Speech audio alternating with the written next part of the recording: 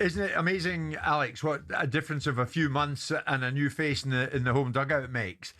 Because at one stage it looked like Maguire and certainly Manu had next to no future at Manchester United under Amorim. Absolutely.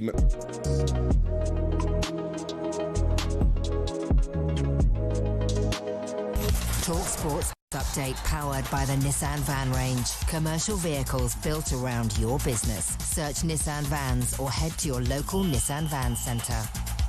Good morning, I'm Max Scott here with your sports headlines. After Michael Carrick was given the seal of approval by Amad Diallo to continue leading Manchester United, our chief football correspondent Alex Crook thinks the club should take a conservative approach to any permanent deal.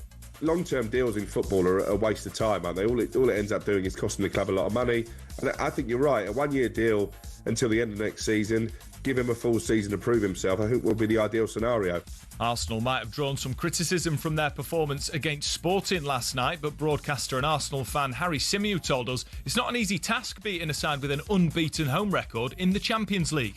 This idea that Arsenal, who were in poor form, who were in a low place in terms of confidence, we're going to go there and turn them over and win 4-5-0 is just that Premier League snobbery, unfortunately, that we see. Kai Havertz scored a 92nd minute winner, the only goal of the game to give Arsenal the advantage back in North London next week. Tonight we've got live coverage of Liverpool's trip to PSG, and after Virgil van Dijk accused his side of giving up in their cup capitulation to Man City, former Champions League winner Didi Hamann not confident they've got what it takes to beat the current European champs. Yeah, it's a bit worrying. I think they might be able to get a half-decent result to still have a chance when they take him back to Anfield next week. Over the two legs, can they beat him? I doubt it. And ahead of the Masters tomorrow, Bryson DeChambeau's laid down the gauntlet for his rival, Rory McIlroy. I think that's what's so brilliant about the game of golf is that juxtaposition of having that respect, sportsmanlike respect, and then wanting to just absolutely beat the living you-know-what out of them. They tee off within half an hour of each other tomorrow afternoon. talkSPORT News. The Prime Minister's travelling to the Middle East as a ceasefire is agreed between Iran and the US and Israel, and another country is banning teenagers from using social media. More with Emma at past. talkSPORT weather with QuickFit. Sort your new tyres this spring at a time that suits you best from the comfort of your home or work 7 days a week with our mobile tyre fitting service. Conditions apply. A fine day with plenty of sunshine, feeling very warm in places, especially across the south and east.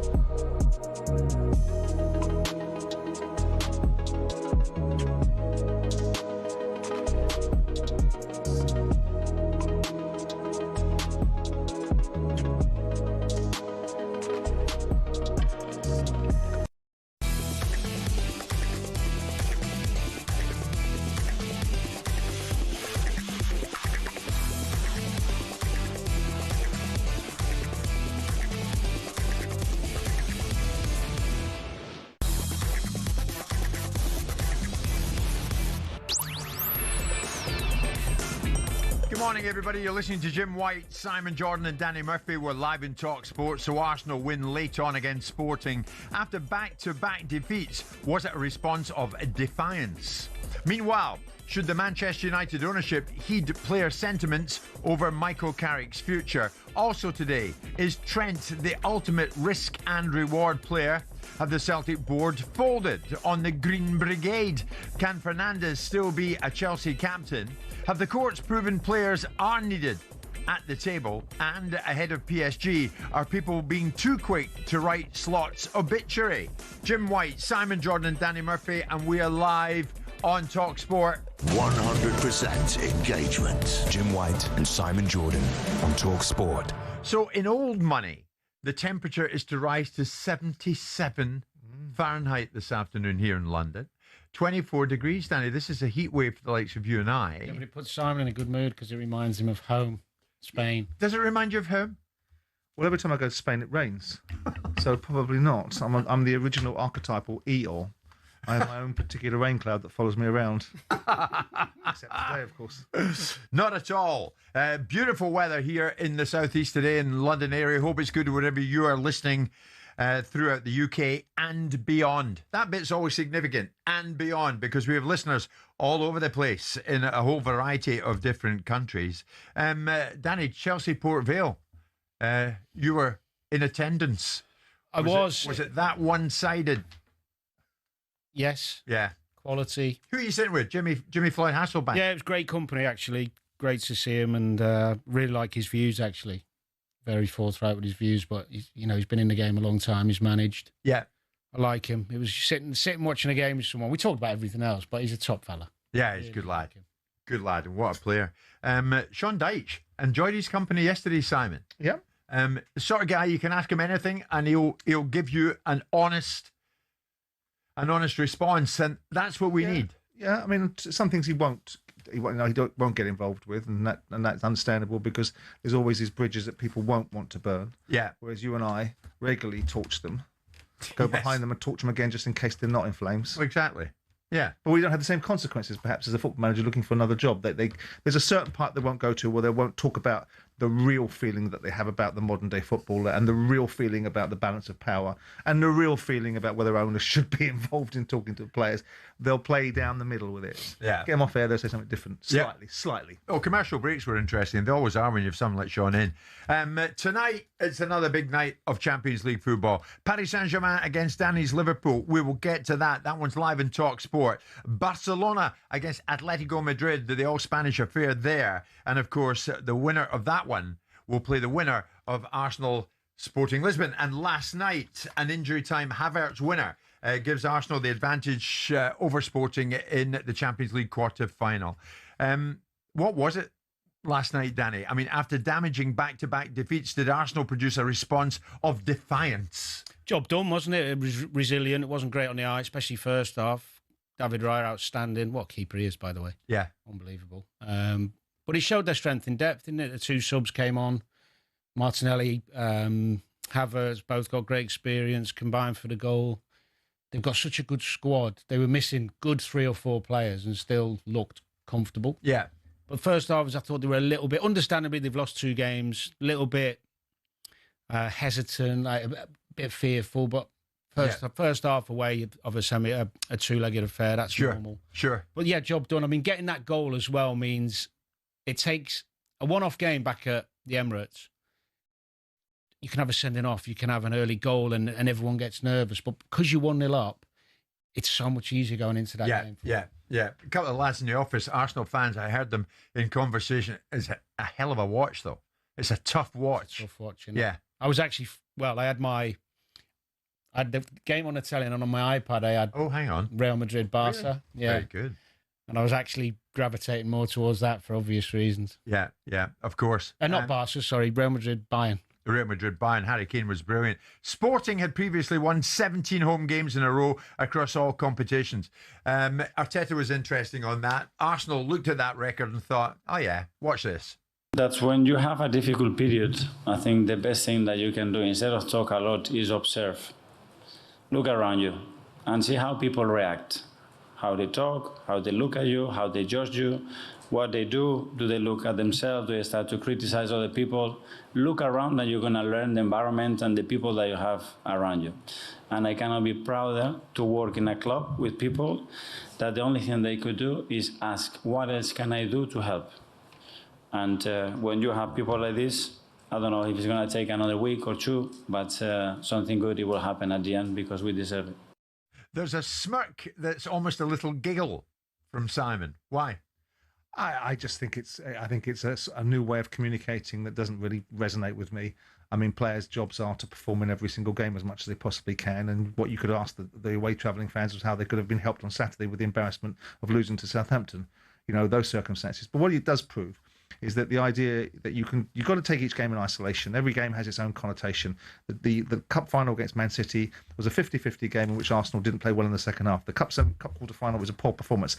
You and lots of people yesterday were referring to the fact this was a very difficult task. I thought Arsenal would get a result. I thought Arsenal would come back from that game with, at the very least, a draw. They've gone there, they've done the job, and all people will do is talk about how they've played. It doesn't matter how they've played. Yeah. They've gone to a ground that most people can't go and get anything from, and they've got a point, and people should pack it in going after the way that they're playing.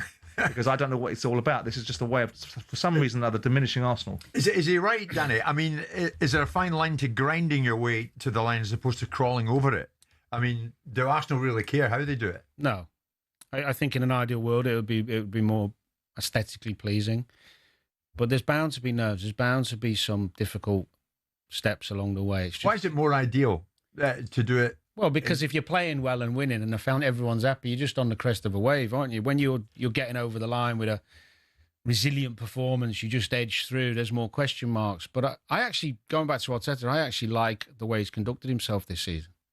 I think he's calmed down. Oh, of course. But judging less by what, emotional, even on the bad days. Judging by what he said previously, where we've had these conversations, if you want to judge him in terms of how he's matured as a manager, of course he's going to mature.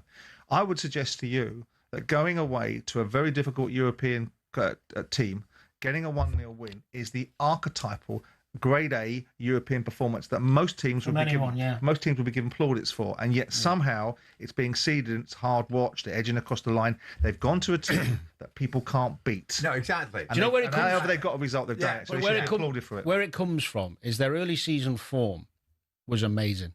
They were steamrolling teams with great football, with power, with precision. So they've set their own bar high. So they're victims of their own success because we've seen that they're capable of more. That's all it is. Yeah.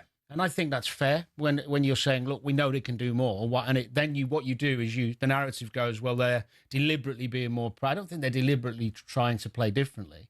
It's just your form goes up and down and confidence drops. But we saw them wipe the floor with Atletico, wipe the floor with Bayern, go to every Premier League game and just be so dominant. Yeah, but is it not because here, Danny, they're being compared continually to Manchester City, who do it in a different way? Maybe.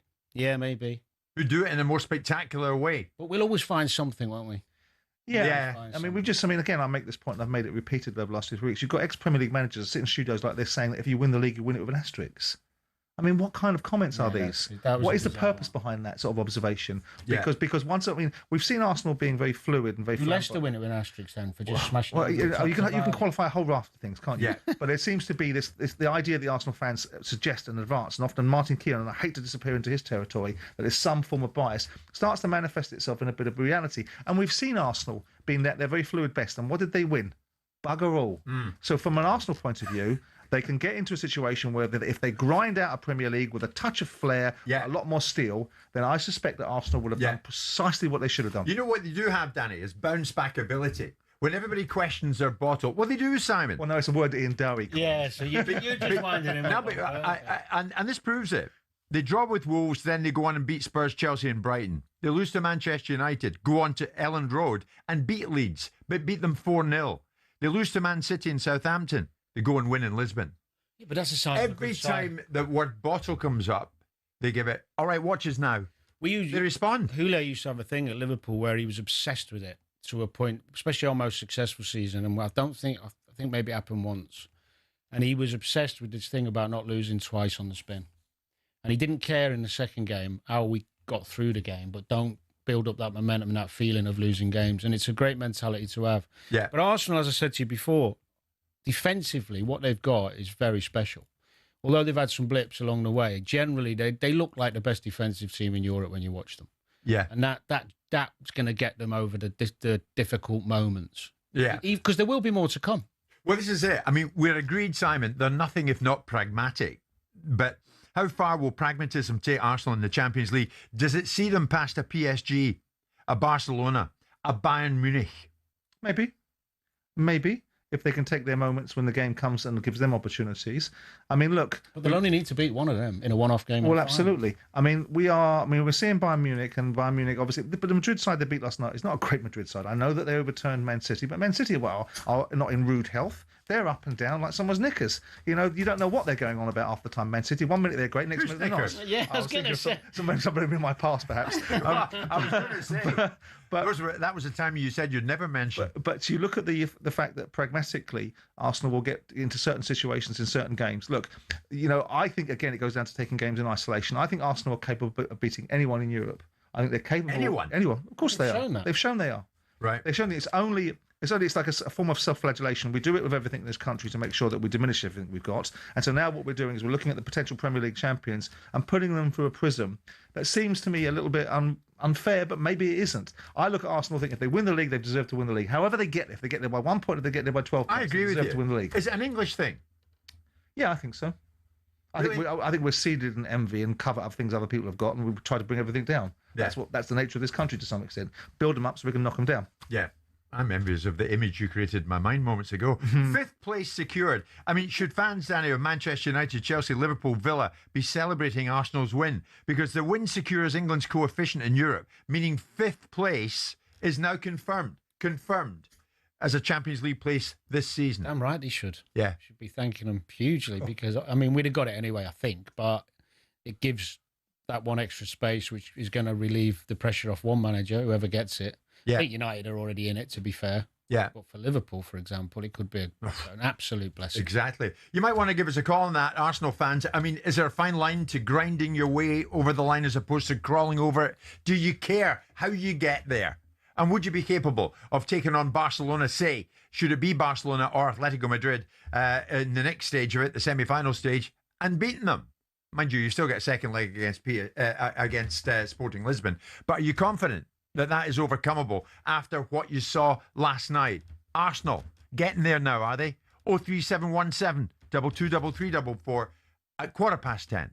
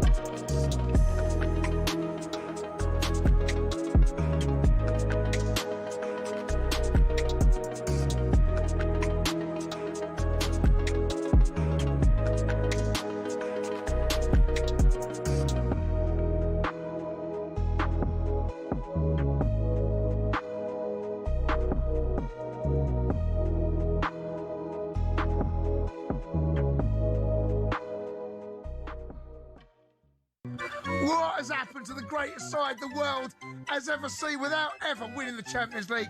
It's an absolute joke. They're full of it. Are they a good side? Yeah. But the guff that's been coming out of Gooner's mouth of late is unbelievable. And they had to be brought down a peg or two. Absolutely scream with delight at the weekend when they got knocked out by Southampton. Jason, you need one of them for Liam Rosenior. Have you got one of them for Liam? Club World Champions, have some respect on the club name. Mate, 2 Champions Leagues. But that's the past, mate. Joe, it don't matter. Joe, see this? It doesn't matter. See that bad boy? See that? All I see is illegal money. All I see is illegal money, mate. No, broke rules. Honestly. Didn't cheat. Yeah. broke rules, didn't cheat. All I'm hearing again from you Gooners is excuse after excuse. I think you win the title. You lot now, Bottle Job FC, are at it again. You're at it again. How can you say that? You've just won the Club World Cup and you're probably not even going to make it in Europe. You're struggling at the moment, man. What's going on? Seriously, come on, man. Listen, you said it yourself. The league is ours, right? Champions League as well. We've got an easy route. So it's what? The league is over. It's done, is it? It's done. It's cooked. 9 points clear. Cooked. It's done. I've got a quick question, though. Go on, mate. Obviously, you was... Be careful, by the way, Jermaine, because you got spanked on the weekend. Oh, yeah, I know. Right, We're cooked. Just be careful. That's it.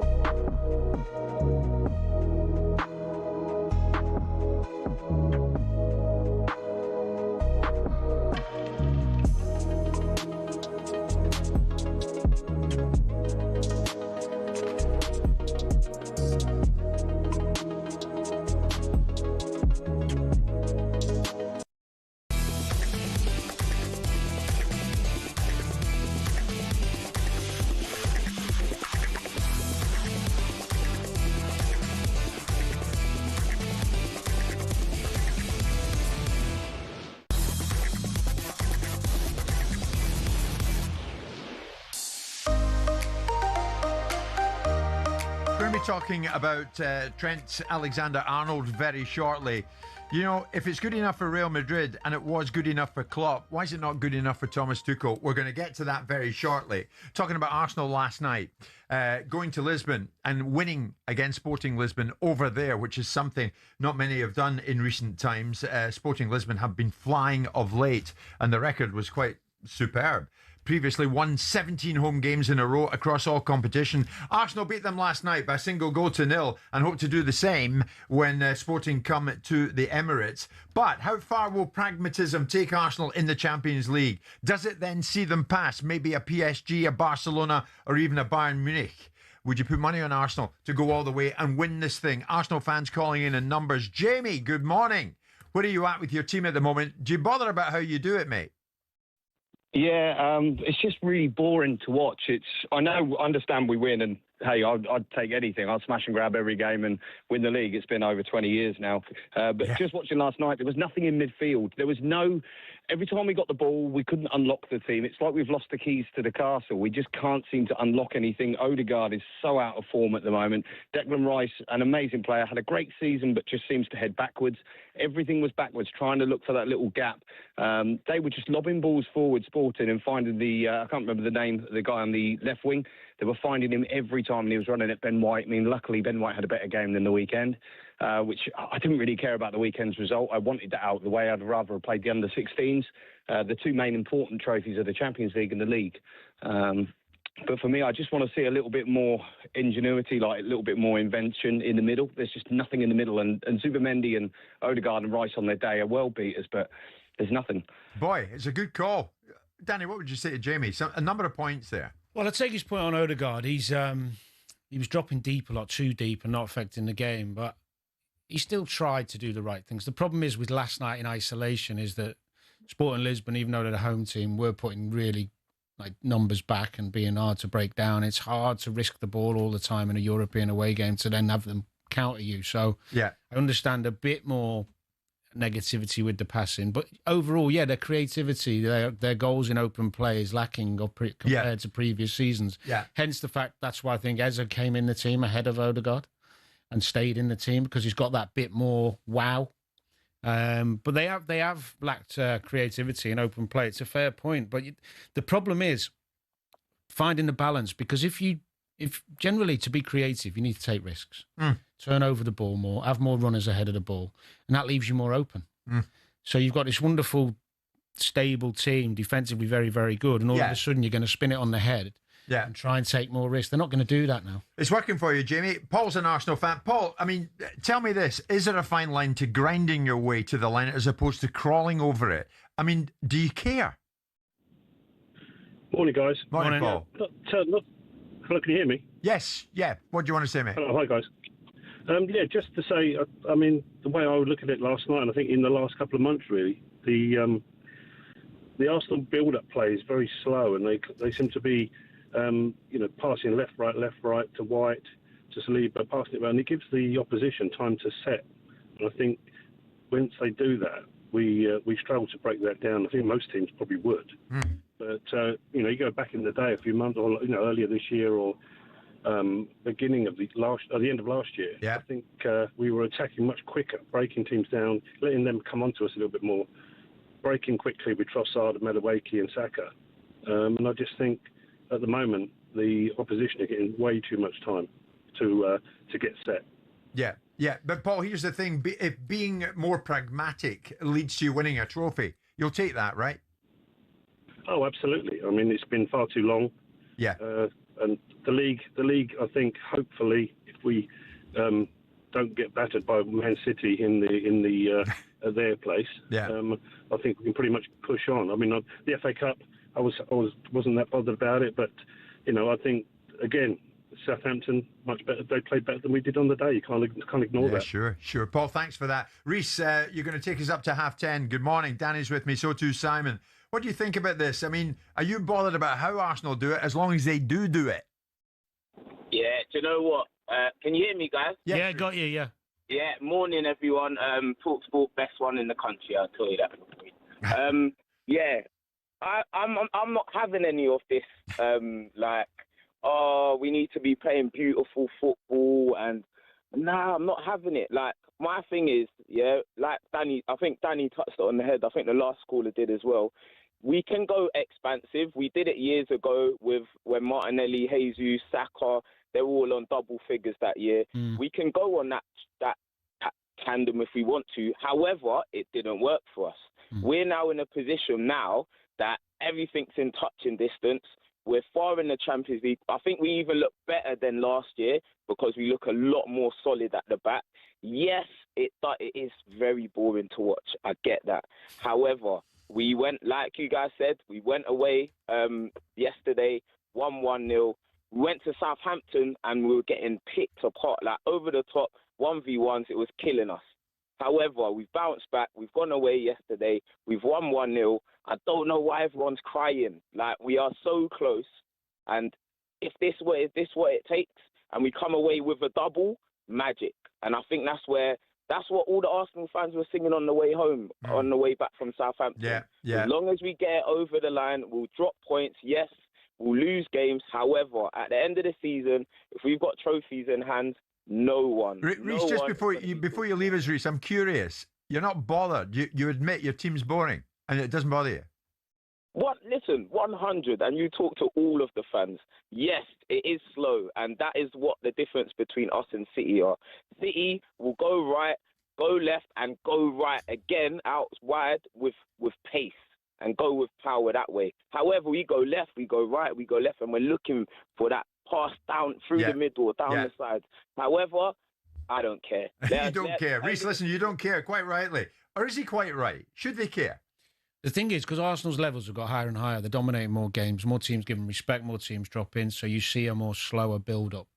In seasons gone by, Arsenal, maybe not to the level, they come against teams that have a bit more of a go at them, which suits them, because then they can go after... So when you saw Arsenal against Atletico and Arsenal against Bayern, two teams who go, do you know what, we'll have a little go, we've got good players, and Arsenal steep, like, whoa, you see them being more advanced. It's very hard to be really dynamic and on the front foot when a team sits in. It is difficult. Yeah. I do accept the lack of creativity recently and a bit of a slow down, like a more slow tempo. But also that's controlling games because they're in control because they've got this points lead that allows them to be in control. Yeah. If you saw Arsenal go a goal down against Bournemouth at the weekend coming up, their speed of play would go much quicker and you'd see them take more risks. But at the minute they don't need to because they've got the points gap. They can be more controlled and wait for the openings. It kind of make sense. Yeah. It's just funny to hear Arsenal fans saying, I know it's boring. It's not the best, but it's working for us. Yeah. It's a strange one. I suppose you can look at the results and you can say Sporting 2, PSG 1, and Sporting 0, Arsenal 1. Look at the results. They're in the results business. You can play all the wonderful football that people feel appeals to the eye, or you can win things. And recent times we've seen Man City do a combination of both. Yet they were being criticised because people were suggesting that Man City, just constant domination of the ball and constant movement of the ball around the field in 175 passes to get to a goal was not particularly exciting to other people. It's all about what people want. If Arsenal are going to win the Premier League, they'll win it how they want to, not how other people dictate that they should. And just finally, one last thing. The other thing, they haven't got a striker runs in behind who's dynamic. Even only one of the wide players can really do it in Martinelli, and he hasn't started a lot recently. Whereas when you watch City, if a team come up, they've got Haaland is dynamic. Arsenal don't have that. So it's hard to create that when you don't have the personnel to do it. What about Trent Alexander-Arnold? Has he really become the ultimate risk and reward player? We'll get into that next at 10:30.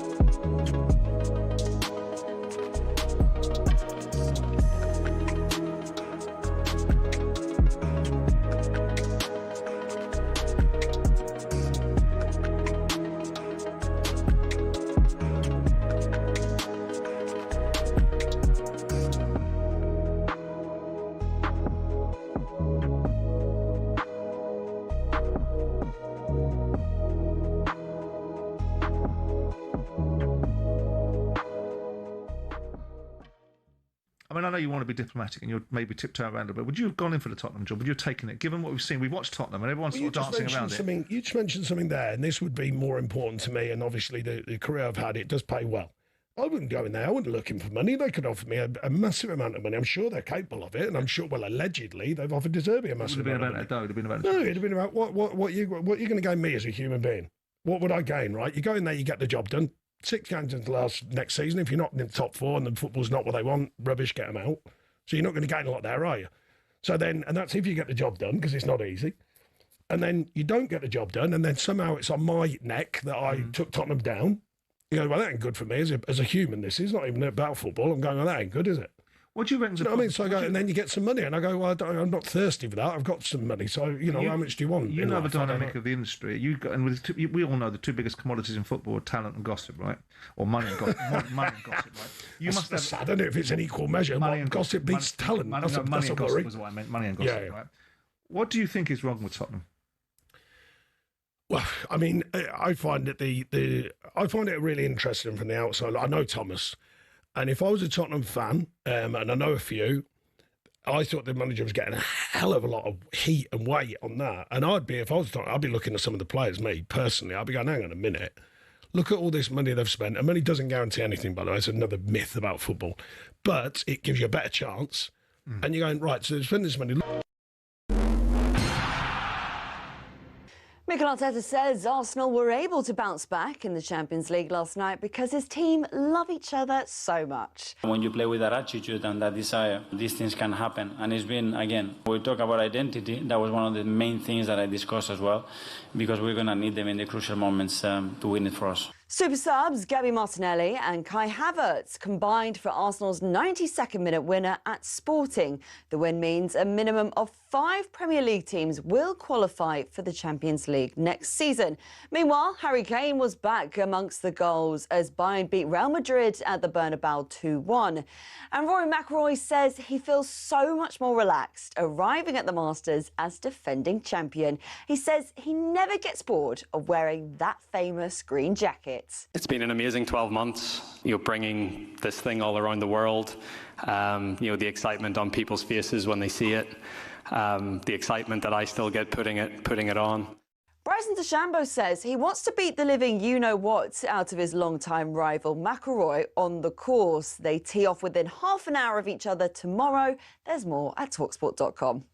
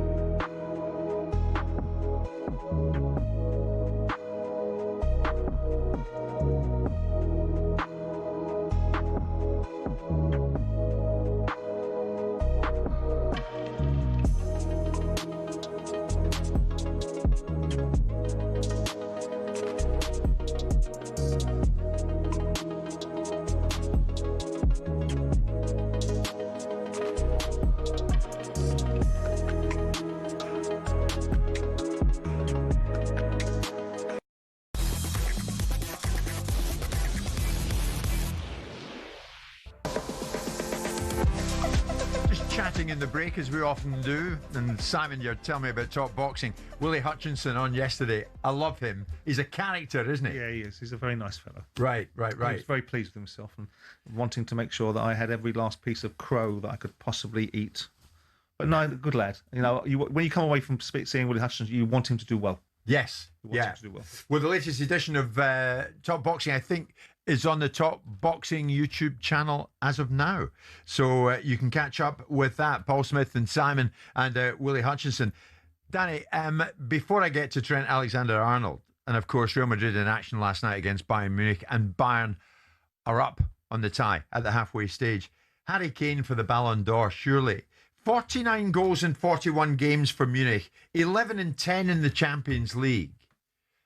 I mean, I hesitate to ask it as a Scotsman. Might he be the difference in the USA for you lot? Well, the way he's playing at the minute, yeah, he is the most important player for sure, because he's playing with supreme levels of confidence. His goal scoring is just relentless. But are you confident he'll translate this form when he's in an England jersey? Well, he looks like he's in the best condition he's ever been in leading up to a tournament, because at previous tournaments, 2 out of 3, we've a lot of suggestions that he wasn't fully fit or he wasn't quite at his best, which is fair in the performances we saw. So, yeah, it's looking good. The big worry for England and Thomas Tuchel, of course, is if something did happen, there's no one behind him at the minute who you go, we'd be all right with him. Surely the key for Harry Kane is how the team is playing, because he's an end product merchant. So the fact he's playing in a very good and a very settled and a very dominant Bayern Munich side that are playing to him. I mean, he's not a striker that goes in behind particularly, is he? No. So the fact that they're playing in a certain way. Now, if England can play and create the opportunities, and Harry Kane will score goals, irrespective. He scores goals when he's not playing well. So it's about how England play. Let's not forget that we talk about Harry Kane being out of sorts. England at times during the Euros, despite the protestations and all the reactions from the players, were dire to watch. The build-up was slow, so predictable that it really didn't facilitate outcomes for a Harry Kane sort of player. So if England are going to play with more ambition and more front foot and take the game to the opposition, then Harry Kane will thrive. Yeah. And I think Ollie Watkins would thrive, because it's about how many chances you create for these guys. Kane will score more than Watkins will do if you give him more chances. He'll score a better goal to get a chance ratio. But any of the top England strikers, if they're given a lot of chances and the team are functioning in a good way, will score goals. Well, Thomas Tuchel was in the Bernabeu last night and he was watching it. He was taking it all in. Couldn't fail but be impressed by Harry Kane. But where is he with Trent Alexander-Arnold? At fault for Luis Diaz's goal, not tracking his run. Then set up Mbappe's finish at the other end. As I say, Tuchel watched it. Danny, what's he got to do, Trent? I mean, has he become the ultimate risk and reward player? Well, yeah, depending on the manager, because some managers are more risk averse than others. So Klopp was not somebody who cared too much about how he defended, because he was giving so much end product the other way. I mean by that, do his attacking offerings supersede defensive vulnerabilities? Well, not to Tuchel by the sounds of it. No, I mean, he didn't get in a 35-man squad, and that has to be down to what he's showing Well, it is down to what he's showing defensively. I mean, he has had a stop-start season, to be fair, so you could argue he's not at his best, but he should be getting somewhere near now. But too many times when you watch Trent, we all know what he's brilliant at. He's arguably the best footballing right back on the planet, because his array of passing and his technical ability is ridiculous. But defensively, he struggles against good quality wingers. He can't cope one-on-one. And Tuchel obviously sees that. If he's going to play more front foot, that Simon was alluding to, and I think he's right with that, he will be more adventurous, then you need your fullbacks to be able to defend one-on-one against the better opposition. The argument is, should he be in the squad as an option? Because a lot of England's games, early World Cup, are going to be against lesser opposition where the creativity would help. Yeah. I think he should be. And if you're telling me a 35-man squad, he gets in that for me. But when you actually look at, I mean, Reece James is arguably the most complete fullback, one of in Europe, top 3, I'd say. Livramento a wonderful player when he's fit, super athlete, great one-on-one defender, decent going forward. He's played Quansah there. He likes Spence. They're all defenders. So it says to me that Tuchel doesn't want to take the risk. Yeah. Interestingly, your chum from your time at Liverpool, Steven Gerrard, was on breakfast yesterday. This was him on Trent. If you look at the last 2 England games, I think it was crying out for Trent-like quality in terms of, that creation that you need against Uruguay, against Japan. You need someone who's going to be able to open the door, or someone off the bench who can come on and improve things if things are not going how you want them to go. So for him to not be in the 35 best England players, for me, is a huge shock, very surprised, and the only good and positive thing about that is he's got time to resurrect it. I'm not in Thomas Tuchel's shoes, but if I was, first thing I would have been doing after the Japan game is getting on the phone back to Trent and saying, listen, it's not over for you, son, on the back of them 2 performances. So Simon, Tuchel was in the Bernabeu last night and he watched Trent set up Mbappe's finish at the other end. But he would also see him not tracking for Luis Diaz's goal. that set Bayern on their way. It was a hell of a good move, that, actually. I don't know if we can just ice it, but I know... Maybe not. Yeah, go on. But, I mean, the bottom line is, if it's good enough for Real Madrid, and it was good enough for Klopp, how's it not good enough for Tuchel? How much? I mean, Madrid are not a good side this season. No. And are not going to win very much this season, are they? And Thomas Tuchel's got one opportunity to win something. And so he's got a limited amount of time to do it. And Klopp didn't win the things that people suggested he could have won. Whilst he's got a huge reputation on Merseyside and well-deserved, and his brand of football was fabulous to watch, the actual trophy haul was somewhat less significant than perhaps the reputation has been able to be steeped upon. And that's not a criticism, it's just a simple statement of fact. If you're getting into this tournament and you require Trent Alexander-Arnold to get past Ghana, to get past a weak Croatia side, and to get past Panama, then there's something fundamentally wrong, full stop. Not suggesting that he can't do the things that you ask him to do. I think you can beat those teams without Trent Alexander-Arnold. It's when it comes to the side, when you start playing against the teams that historically have caused us problems. And if you put Trent Alexander-Arnold on that side and ask him to defend, he's going to get done. And Tuchel doesn't want that, I suspect. And whilst it's okay, you can overcompensate for it and you can shift people across and start to cover for Trent. You start trying to balance the side to achieve that. So it's not about Trent being in the 35, which he probably could and should be, because there's no reason for him not to be, really. But you start chucking him in against games against Ghana, then you'll have this massive press reaction to the fact if he doesn't play against a side where Tuchel thinks we need to defend better. Yeah. I think it's great that Trent can hit a winning ball. But we talk whenever we haven't got something. We always talk whenever we see something. We always talk about what we haven't got. Players get better when they're not playing. So when put Trent Alexander on the England side, and the England side plays a poor game, and he plays a poor one too, which he has done when he's played for England. He hasn't been earth-shattering when he's played for England. So I'm not really in the camp saying, well, it's a massive, massive must-have. I don't think that given the players that have got in front of him, that Trent Alexander-Arnold shouldn't be in the mix. But I don't look at it and go, well, if we haven't got Trent Alexander-Arnold, that's a missing key that's going to stop us from achieving. You two are kind of in Tuchel's. Well, I think Tuchel, as I said, go back to the point. He's going to have a go. There's no doubt in my mind about that, and that means you're back. Irrespective of climate, Dan, because one of the things that's going to play into people's minds is the fact that the climate is going to be. There'll be times in a game where they could try and control the tempo more, but even against a France or a Spain, there'll be times where you have to have a go and leave people to defend. Mm-hmm. And we've seen before. I mean, that's why Kyle Walker was arguably. I mean, for how many years was he the number one? Nobody could get past him. But if you look at players like Vinny Jr., if we played Brazil, or if we played Belgium and Doku, if you played Doué or Dembele for France, you can't leave him one-on-one with those players. Honestly. So he's a high reward player, but he's not worth the risk. I think I'd have him in the squad because I think if you've got 20 minutes to go or something and you're going for it, or he can just produce these wonderful, amazing moments, and not many other players can. It's these things that we don't have an abundance of midfielders with brilliant passing range. Let's get that right. We don't. We've got a lot of good talent in midfielder, but none of them who can pass like him. None of the England midfielders are better passers than Trent, which is a concern. So I'd take him for that, because even if you throw him in the middle of the pitch, he takes a risk. Trent can open you up from anywhere. So there's no way he wouldn't be in my squad. But against the better teams, I wouldn't be starting him because of the defensive concern. Okay, well, at the moment, it seems Thomas Tuchel isn't having Trent Alexander-Arnold. Manchester United players are having Michael Carrick, and they're beginning to air that very view. We'll get into that shortly. We're live in talkSPORT with Selco. Where the trade goes...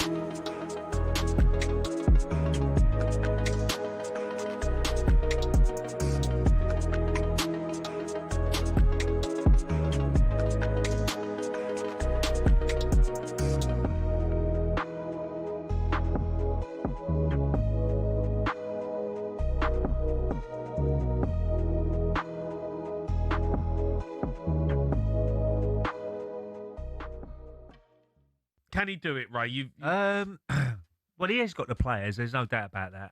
I think Tudor, they made the right decision getting rid of Tudor. Yeah. There's no doubt that he wasn't the man to get the best out of the players. You could sense that they wasn't having him at all. No. And if you lose the dressing room, some big players in the dressing room, you're in trouble straight away. Probably the press didn't help him when he was going to the press saying they got to run more, they got to do this more. You can say to the players individually that, but you don't do it in the press. Yeah. Straight away, you're on the back foot. Yeah. For me, Yeah. as a player. What about Romero, Ray? Because you're not Yeah, happy I'm not with... too sure about his attitude at the moment. Look, Zerbi might be totally different with Zerbi. I think he didn't want to be there under Tudor. Yeah. And he may be influencing other players around him, I don't know. But he said there's 7 cup finals there. There was 8 cup finals before the Forest game, and they lost that one. So, you know, it's a situation now. It's not all about what style of football you play, what tactics you make. It's all about mentality now. For Zerbi's got to get into those players and say, look, this is so much at stake for us. The next 7 games are massive for the club, massive for the fans. Yeah. You go out there, you prove that you're good enough, and you prove that, to me, that you want to be part of this club going forward next season. Yeah. And that's work rate, that's wanting it more than the other team, that's mentality by saying, like, we ain't going to get beat today, and all those sort of things got to come into it. Yeah. It's not all about tactics and all that. Oh, No. he got the right tactics now with him playing. Don't get me wrong, he'll put a team out that's competitive and whatever, but they want it more than the other team. That's all they've got to do every week now. Yeah. And if they do that, I think they've got enough quality to stay up. Yeah. Yeah, that's what There's no doubt about that.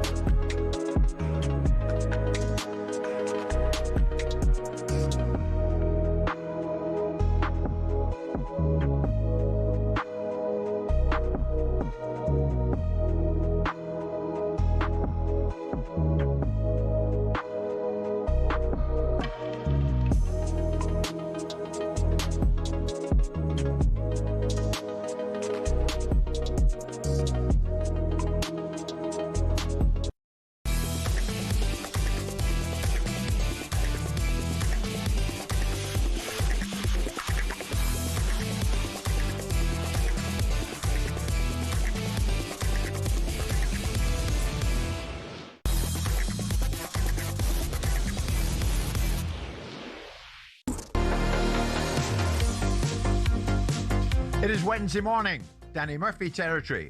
Jim White, Simon Jordan, Danny Murphy are live on talkSPORT. We're live on your TV as well. You know we are. And it's great. It's great that so many of you watch the show as well as listen to it. Live everywhere you watch, even Prime Video. Wherever you want to watch a show, you can watch it live. And that's fine by us. A lot to get through. We'll talk boxing further down the line today. But on Manchester United, where are Manchester United? Seems like ages since I've seen them. Manchester United are currently holding a training camp in Ireland, where they are promoting a summer friendly set to take place at Croke Park over there against Leeds United. And curiously enough, you got to wait until Monday night before you see Manchester United back in Premier League action, and they're up against Leeds United. It's a match you can catch live on talkSPORT. At the moment, interim boss Michael Carrick is more than going along very nicely. And now, when you gauge the opinion of the players, when they're asked, you bet they like Michael Carrick, and you bet they want him in, certainly numbers of them, for the future. Amad Diallo and Brian Mbeumo have been talking about Carrick over there in Ireland. This is what they had to say on Carrick. He knows the club, he played for the club, so he has great experience, I think, to manage this club. He's been here not too long, but he's been doing very good, and his relationship with every player is very good. And yeah, sometimes you need this kind of manager to bring the club where they belong. And yeah, I think for my personal side, he's the right man, but we are not. He's not the player who decide if he's gonna be the manager. But yeah, we are really happy to have him as a manager. He knows the DNA of the club. He knows how to how to talk to us as well, and then I think it's been easier because he knew the house. So yeah, it's been great to work under him.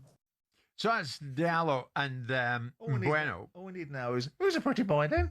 They're just parrots, aren't they? What's up with that? Just parroting what they've heard other people say. He knows the club. Fantastic. Is that it? Is that your insight then? One of them's 12 and the other one's a parrot. It was a bit like the interview That's the a other week bit with much. Daniel Levy and what do I remember? Oh yeah, the sycophant who buried his head up Daniel's bum. Yeah. Well, I mean, as an owner, how much do you lean into a dressing room's opinion when you're looking for a coach? Because you want to hear, if both of them say, I don't know, don't really want to comment on that. It's not up to us. They won't, will they? Well, that's what they should say. Really and truly, actually, we're players and we'll play whichever manager. Whatever manager that comes into this football club and tells us to do things, that's what we should be doing. That's our job as footballers. No, but if they believe in him, why shouldn't they say that? Because they're not going to say anything alternatively, are they? They're not going to say You can't something. say anything different, even when your brain's saying, this guy is an idiot. You have to say the politically correct lines. So is it wrong for Diallo to say, if it was up to me, I'd give it to him full time? Well, not really, but I think he'd probably say that even if he didn't think it. The boy's 23, Simon. He's got opinion. Sure, absolutely, but it's not steeped in any real substance, is it? Because ultimately, he's not inexperienced. He's playing under him. Yeah, he's playing with him at this moment in time in terms of they've got a decent run of form going. But as far as management is concerned, and being in a situation where you employ managers, and a manager's role is multifaceted. It's not just to deal with the players, it's to deal with the media, it's to deal with managing up. So a young player doesn't have any of that experience, doesn't know what that looks like. So it's really relatively irrelevant. If you're again, it depends what kind of owner you are. If you're a Marinakis, you might well factor in it. It might be a coefficient that you think is important. I actually believe them. I do believe them. So do I. And the reason I believe them is because what I see on the pitch. Because they're also getting picked and played the way they're they playing, want to. yeah, but I see a group of players on board. They look like physically they look good. Maybe they both raised their game a bit because of Carrick. Yeah, they have. Because they've been put in a system. He's telling them what he wants from them, Danny, and they're giving him. Yeah, and I believe them. I think in terms of owners or CEOs asking opinions on players, I think there's nothing wrong with it if the person asking the questions has the foresight and the open-mindedness to listen and go, what a load of nonsense. The problem with that is, and I understand it, and I think that's right too, but the maturity of players understanding that when to speak and when to be quiet is a very difficult line to divide. I'm not suggesting that it should be all marching in step like proles. What I'm saying is, if you start empowering players to believe more than they already do, more than they've been curated into thinking that they can actually hire and fire managers, you create a rod for your own back. You have to make a decision based upon all the factors. Yeah. You have to look at the instantaneous reaction from the players. You have to look at the behaviour of the manager in certain circumstances, not just when he's winning. You have to look at his results against Newcastle and say, okay, not so good then, was it? We've got to look at all the factors to make a decision to manage a football club as significant as Manchester United. It's not just a bunch of players that are doing well in the short term, that did well, not this group of players, but a previous incarnation of players that did well for Ole Gunnar Solskjaer, and that turned into a bit of a car crash at the end. I don't think players should ever, with no excuse, with no reason, no circumstances at all, go upstairs and give their view to a senior figure at the club on the manager. I don't think that should ever happen. You ever done that? No, I've been asked on more than one occasion. Where? I've been asked a few times, actually. What, various clubs? Yeah. No, yeah, I remember when Rick Parry asked a few of us at Liverpool when Houllier left, the type of, what were our thoughts? That was something he did. I don't know whether he listened or not, but he asked a few of us. Fulham, yeah. Initially, the CEO asked me. Asked you what? About the manager and how the lads... And what did you say? That particular occasion, I said what I thought, that if he stays, we'll go down. Was that Luis Sanchez? Yeah, but I've talked about this before. Yeah. Yeah. And then We're not tempted to say, no, that's above my pay grade. I'm not doing it. No, because I actually genuinely thought a change might give us enough to stay up. But the other thing is as well, I've also had it the other way. I've been asked and I've actually backed the man 100%. My silly mistake was having a decent opinion, I think. And then Al-Fayed decided he'd call me quite regularly about managers. So generally, I was very supportive of the managers because I understand that not everything goes well all the time. So hang about. You're criticising these Manchester United players for offering up an opinion on Gary, but you've given opinion yourself when asked to those inside the club. Well, no, those who own the club. What do you want me to do? Put the phone down to them and say, no, I'm not going to have an opinion? So Of course we can have an opinion. I mean, it Senior wasn't. pro, It didn't though. get as lofty as that for Diallo and Mbeumo. They were just asking a press conference. So there's nothing wrong with them answering. No, and I said I believe them. But I'm you not- I'm went not- covertly behind the scenes. I'll be upstairs in 10 minutes and I'll let you know. Yeah. I mean, you'd be a sneaky as well. You must have done that as an owner. Not at all. Get so-and-so up here. I want to ask him. I was a senior player, by the way, and we did have an old group. People like Damien Duff, people like that. You know, we had some senior boys who've been around the block. I think it would have been silly of the CEO not to gauge our opinions. Right. I want to get to something before we hit 11 o'clock, and this was quite significant. Maguire has signed a new deal at United. Keeps him at the club until 2027. Remember, Harry Maguire signed for £80 million from Leicester in 2019. So he's agreed to take a pay cut now in his previous wages of £190,000 a week. And Gabby on Breakfast said, well, that shouldn't go unnoticed. A lot of other footballers, maybe the younger generation, probably would have crumbled with the online bullying that he received. The criticism wasn't fair. I mean, some of Simon's comments there, like very, very wild to speak about a player like that. And I think he really deserves his new deal. And I'm sure Michael Carrick will be over the moon. And is it a pay cut he's took as well? Taking a pay cut despite interest from Inter Miami and Napoli. Interesting to see if Simon gives him praise for that at 10 o'clock. You know, Simon's always against players earning what they're earning. I hope he gives Maguire praise, taking the pay cut to stay at a club that he loves very much. Simon, the stage is yours. I mean, I'd love Gabby to stand up exactly what I've said about Harry Maguire, to stand that up in the conversations, but I don't know what he's referring to. Should he be I think praised? He said he turns like an ocean liner. He did at the time. At the time? He did. Yeah. He did. He was struggling at the time. I think it was a fair observation. If it wasn't a fair observation, I probably wouldn't have made it. It's you know, ultimately now, because he's come through a difficult period, which you have to give him a degree of... in this day and age, I would say that people overcoming adversity is a fundamental requirement for being a big-time player. In this day and age, it's something you should be patted on the back for. So by Gabby's low standards, which he's managed to achieve most of his life, I would suggest that he deserves praise.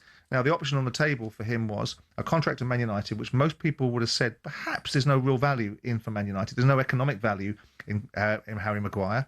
If they're moving on in a new direction with younger players coming through, then to some extent, Harry Maguire will have still got a very significant salary. Yes, he could have gone into Miami and played in a very substandard football that I've watched and know it's substandard. Or he could have gone to Napoli, and of course there's a lot of links to Napoli because of the Scott McTominay. So if you want somebody to be given praise for taking a commercial decision at the end of a very good period of time where they've been paid very highly, some of it they haven't merited it, and now they're getting a new contract, then I suppose in Gabby's little world, you can say praise. Let's just say one thing. The United deal he's signing now, although it might be less money than he's earning, might still be more than any other offer on the table. So let's give that. Yeah, exactly. Right. The resilient part of his journey, it does deserve admiration because not many players these days show that type of character, because he did get hammered and he just kept his nut down, and I love that about him. And he's a great lad, and he's actually playing as well as he's played in a long time, so credit to him. Yeah. I heard Scholesy and Nicky Butt's program the other day, and they were agreeing on the fact that actually, if you want to be winning leagues and Champions League, you need to be moving on from people like Harry Maguire. But the caveat to that I'd suggest is that even though you're going to try and improve the squad, I don't think he's the type of lad who's going to expect to play every week. Yeah. To have him around, it's probably worth it. Is that a good thing, though? Yeah, I think you need Don't you one or want two people that want to play. Oh no, I'm sure he does. No, but what but I really mean demand to play. No, you don't. Isn't that a winning formula? If you're building Man United back to being an elite football team that's challenging winning the Premier League, don't you want a group of players that expect to play rather than one that's wanting to play, but bakes it into his thinking that he might not? I think you have to sometimes know your place. Yeah. Anyway, he's coming in at a little less now than 190 a week. How he's going to do that, I'll never know. We're off to Paris next because Liverpool are there tonight. It's 11 o'clock.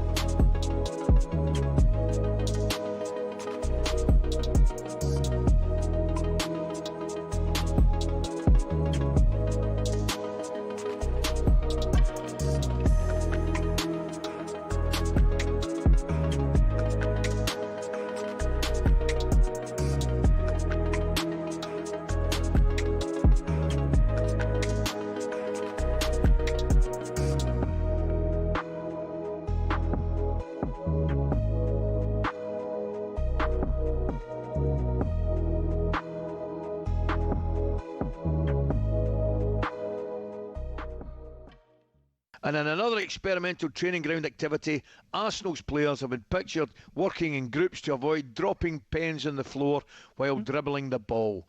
You'll see this on the screen now if you're watching the show. Gabby, I don't know enough about it, but it looks more a kind of bonding thing. The lads are having a laugh and whatever it is they've got to do, keep the ball up, no drop the pen.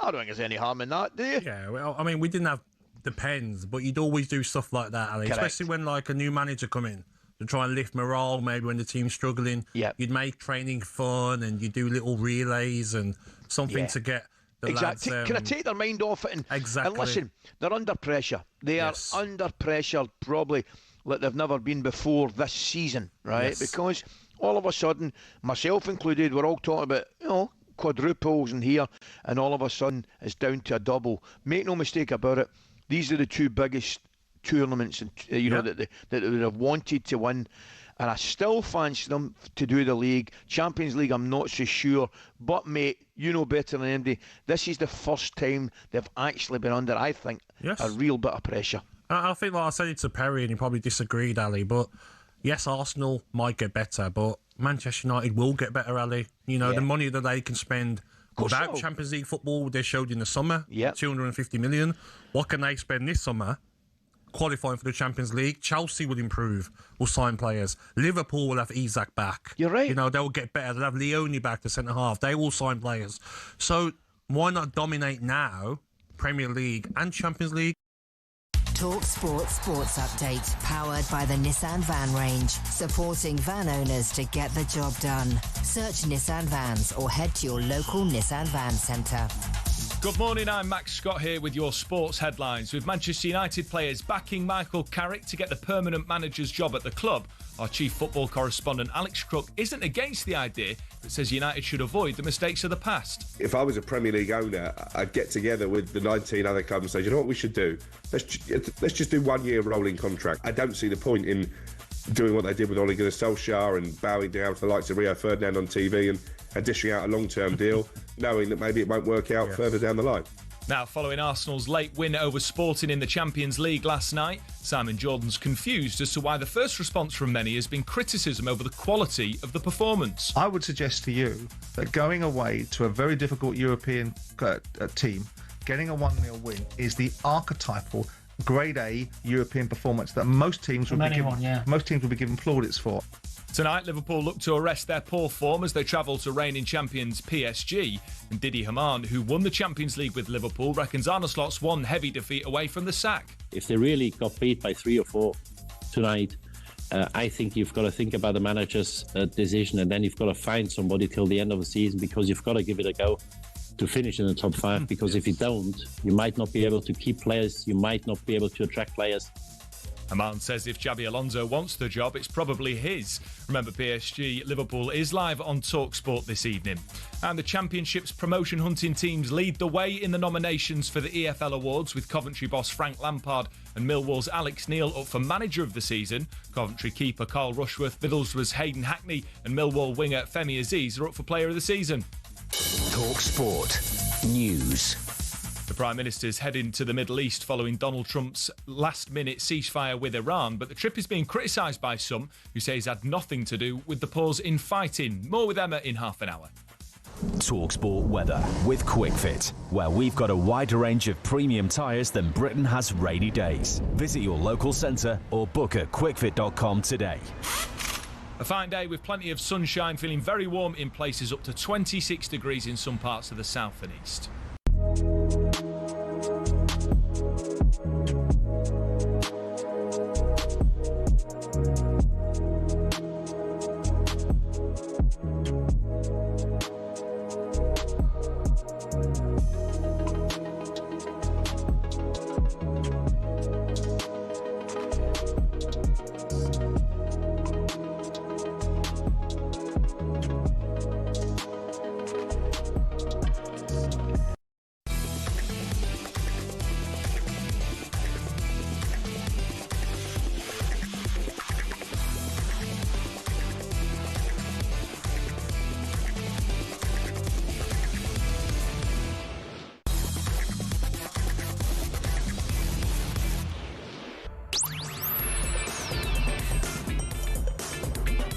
Good morning, everybody. 5 minutes past the 11 o'clock Wednesday morning. Wednesday, April the 8th. It's Jim White, Simon Jordan and Danny Murphy. We are live on talkSPORT. Another big night of Champions League football on a day that peace appears to have broken out. And I mean by that, the Celtic board are seeing eye to eye with the Green Brigade once again.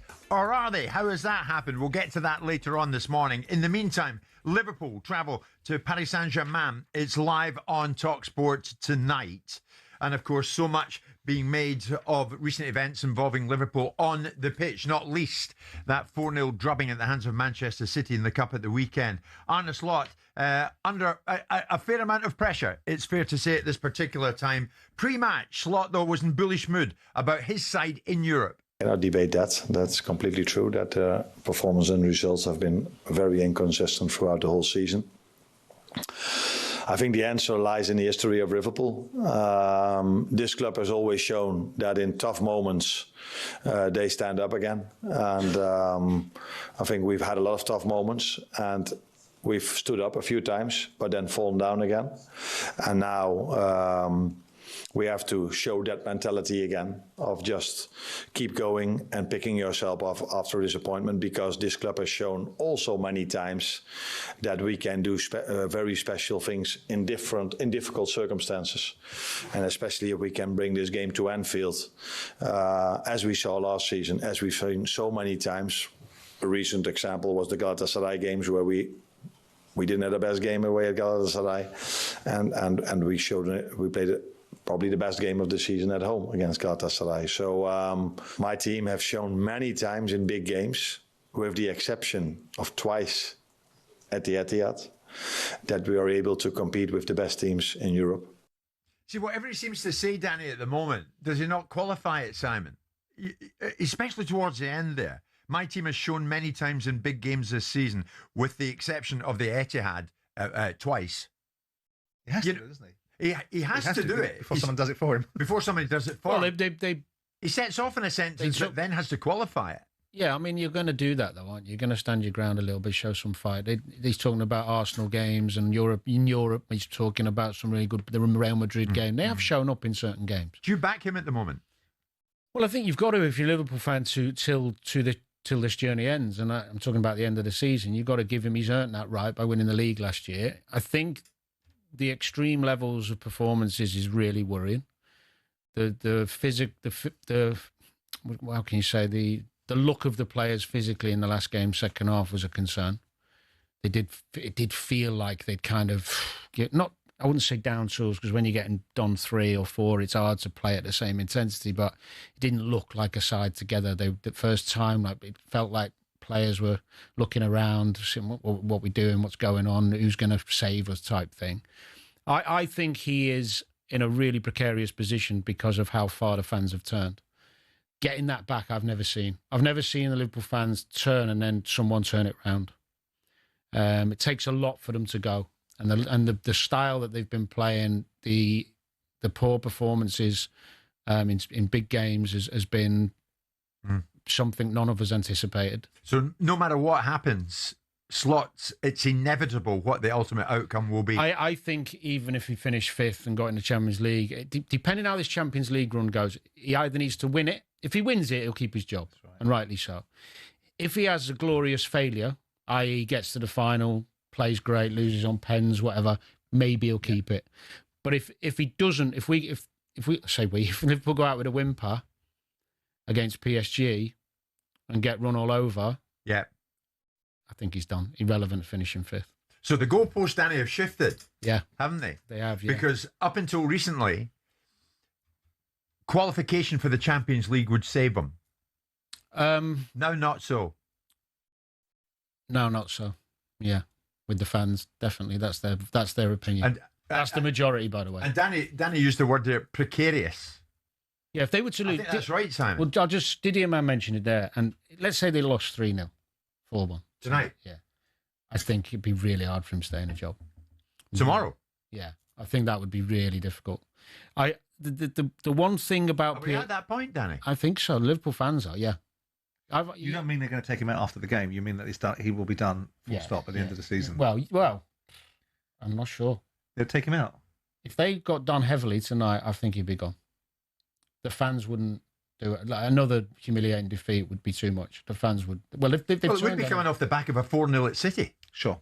I mean, it's unlikely because the one thing I just. Second leg at Anfield, don't you? Yeah, but still, PSG. You're 4-1 down. PSG. Well, been done before. Did it against I Barcelona. don't know if you saw the PSG-Chelsea game. For 70 minutes, Chelsea caused them a lot Dominated of the game and then imploded a little bit. Newcastle went there, caused them loads of problems. PSG aren't at the level they were last season, so they could get a performance. Yeah. If they played like they did against City for the first 20 minutes, they'll be fine. Yeah. But Liverpool can't put 90 minutes together at the moment. Can you trust this dressing room, Danny, not to give up? We dwelt upon this yesterday, but 4-0 at the hands of City. Post-match, Van Dijk suggested they, quotes, gave up. Yeah, I wouldn't. I'm not too obsessed with that. Or sometimes you've got to choose your words more carefully. I think at 3-0, playing a team as good as City with the ball, it can look like you've given up, but you're just treading water for the last 20. What can you do? I mean, you can't get the ball, and then when you do, they did make a couple of chances actually late in the game. It wasn't a good thing to say. Because it translates as... He hasn't been great this season, though, Virgil van Dijk. No, he's dropped off. And the irony of it is that the two players that the must-haves you must have kept, absolutely must have kept them. You absolutely had to keep them. All the noise in the background, you've got to keep Salah, you've got to keep Virgil van Dijk. And ironically, they've not been great this season at all. No, but he's still been one of the better ones, and that's, Yeah, amongst the centre-halves. Van Dijk. Yeah, right. The very centre-halves have been in and have not been and great. He's not had much help. But the reality is, irrelevant of the problems they've had, the injuries, the new players, all those excuses, they don't matter now because the fans have turned, the majority of them.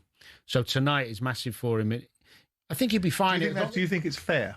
I mean, I'm not suggesting that life is fair, but do you think that given the fact he won a Premier League, arguably, with Klopp's side, and just really had to keep it on rails and maybe a little tinkering around the side to finesse it a little bit, take a little bit of edge off the rock and roll stuff, and now this season, it hasn't been what it was in the first season. Is it fair that he gets so little currency after such a short period of time where it hasn't gone the way fans might have expected it, with various caveats? I think it was handicapped by the handling of Salah. I think all of that undermined him. But I think it would be unfair if they hadn't spent the money. So it's fair now. Because of the money that was spent, which he would have had some saying, the players that brought in. Sure. He could have been, he's just won the league, he could have said, I don't want two strikers, that's a problem. But Danny, he could have from said, I what need you a said centre earlier, half. and nobody knows Liverpool fans better than you, I would say. You're saying now it's gone too far. It has, unfortunately. In their eyes. And let me just qualify something. They've done PSG out of the Champions League and do it well. They'll get behind it. It'll centre. But finish that. Qualify it. The fans, what did you ask me? The fans. The fans, in their eyes, it's gone too far, and there's no turning back. There is there's no coming back unless they win the Champions League, which ain't going to happen. They're not playing well enough. They're really not. But I've got to say this: some of the players have to take some responsibility because there's a lot of players who won the league last year who haven't turned up this year. Like whom? Well, the majority. I mean, you're only looking at Szoboszlai, possibly Gravenberch, out of last year's players who've produced similar levels. Yeah. So why is that? Is that all on Slot? There's got to be some other things. Okay, we talked about the Jota scenario, but I'm talking about the comfort zone. You know, where players believe you're on hype. Yeah. I've done it. You have a great season. You turn in next pre-season. You start the season thinking you're top boy. And all of a sudden you fall off a little bit. But too many of them have done it. As often happens with Danny in studio, Liverpool fans are calling in. And that's fine by us. I haven't even put the number out, 03717 223344. You know that anyway. Stephen, good morning. Want to take your call at the moment. Have the goalposts shifted in the eyes of the Liverpool fans on Slot? For me, Jim, yeah. Am I live with you now, Jim, yeah? You are, yes. Aye. Okay, yeah. Jim, Simon should be Prime Minister of the country. Danny Murphy, Liverpool legend, brilliant. Anyway, that's all the confidence I'm going to give, because I'm going to give nothing to Arne Slot. I think he's way out of his depth. He won the league last season with Jurgen Klopp's squad. He tweaked a few things, credit for that. But I want Liverpool to go through to the semi-finals of the Champions League. Yeah. But Arnie, you're on borrowed time, mate. You bore. I try not to swear here, Jim. You bore me when I listen to your post-match interviews making excuses. Passion. Where's your passion? I've been to Liverpool games this season and I'm bored. I never thought in my lifetime I'd say boring Liverpool. And he makes it all the excuses under the sun. More excuses than my ex-wife. I can't stand this anymore. I'll be honest with you. I'm torn. I want him to do well. I want us to go through. But Arnie, you're on borrowed time. And now I've heard fans saying, call him Steven Gerrard, get him at the end of the season. Danny, I know he's your best mate or one of your best mates. I want Steven Gerrard anywhere near Liverpool dugout. If the hierarchy at Liverpool Football Club got any brains between their ears, get Xabi Alonso in, ask him if you want to come in. If he wants Steven Gerrard as number 2, then go with that. But I don't think Xabi Alonso will. He wants to be his own man, and let's get our identity back and play attacking football with intelligence. You see his players now. See the players against Manchester City, standing round, not even going for the ball. Standing round. Stephen, listen, thanks for the call. So that's exactly, Stephen's a reflection of what you said earlier. Many Liverpool fans, it's gone too far and you can't go back on Slot. Yeah, I'm talking about what I know from the amount of people I know go to match and the amount of people I follow, the forums, all the different pods that I see of the Liverpool fans. It was split a little while ago, but the level of performance has dropped off so much and what they're seeing is so disengaging for them. I mean, the problem is that Liverpool, I think you mentioned the Klopp style earlier. It was incredible football. Now, at times, trophies are the be-all and end-all, but Liverpool losing 2 Champions League finals, missing out to City after getting record amounts of, 97, 94. Liverpool fans are all right with that because they're seeing this wonderful. But also, I think in the media presentation of Slot, he's almost got an aloofness, which is almost aligned with a disassociation with the outcome. So there's this, I don't know whether it's a Dutch thing. When you've got Jurgen Klopp at a press conference, right? Jurgen Klopp was $1 million in every environment. Yeah. In terms of whether he was on a dugout, whether by the way his team set up, and in press conferences. Yeah. He had $1 million smile. He commanded and demanded. Well, he paid for that. And he paid for that. He's a wonderful ivory smuggler. But the fact of the matter is that you look at Slot and there's almost an aloof detachment from the circumstances of the environment that he's created. So he doesn't, like the caller was saying, there's not a lot of, where's the call to action? Where's the passion? Right, Slot talks in fashion. It's missing. Yeah. As if it's not his responsibility. Right. I'm going to put that out there because many Liverpool, as we were talking, many Liverpool fans calling in, and why not? So we'll hear from you now. It was thought until maybe recently the Champions League qualification was would be enough to keep Arne Slot in situ going forward. Is that no longer the case? Have the goalposts shifted? You tell us. 03717 223344.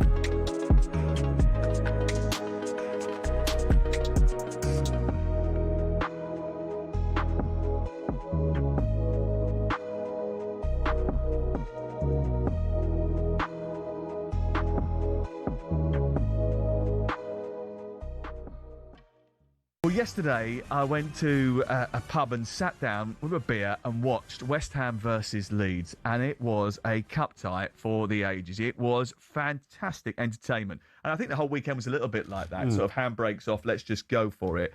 But Leeds United deserve a lot of credit because they could have crumbled when they let in 2 goals in stoppage time. I don't know where West Ham were for the first 91 minutes, but certainly later in the game they came into it. They did have a couple of goals disallowed in extra time as well. And by the way, I'm the biggest advocate of getting rid of extra time and going straight to penalties. But yesterday might have maybe changed my mind. Yeah, agreed. I mean, much like when I scored at Fratton Park, I think at time I ran to perfection. Because, Sorry. How does an FA Cup quarter-final compare to your goal at Fratton Because Park? I turned up in the pub having had a family day when they went into stoppage time at the end of normal time. So I saw the last I saw all the drama of the 2 West Ham goals. Castellanos going through and thinking he made it 3-2. And as you say, the extra time was absolutely brilliant. It was like a basketball match, which you don't normally get in that extra half an hour. we nearly got the story, didn't we, with a 20-year-old kid coming on and saving a penalty and making himself the hero. But, yeah, just a brilliant cup tie. And, listen, this competition takes a bit of a kicking, but I was at St Mary's Saturday night. That was what the FA Cup was all about. And try telling those Leeds and West Ham fans who've not been to a final or won the Cup for decades, for generations, the FA Cup doesn't matter. I don't think superb. it does take kicking. I think that's just a phrase that people use just to sort of, to blithely, actually, because I don't think it does take a kicking. I think we all enjoy the FA Cup. I go back to the last couple of years. Look at Crystal Palace's run to the FA Cup final and subsequent success. It's brilliant for the FA Cup.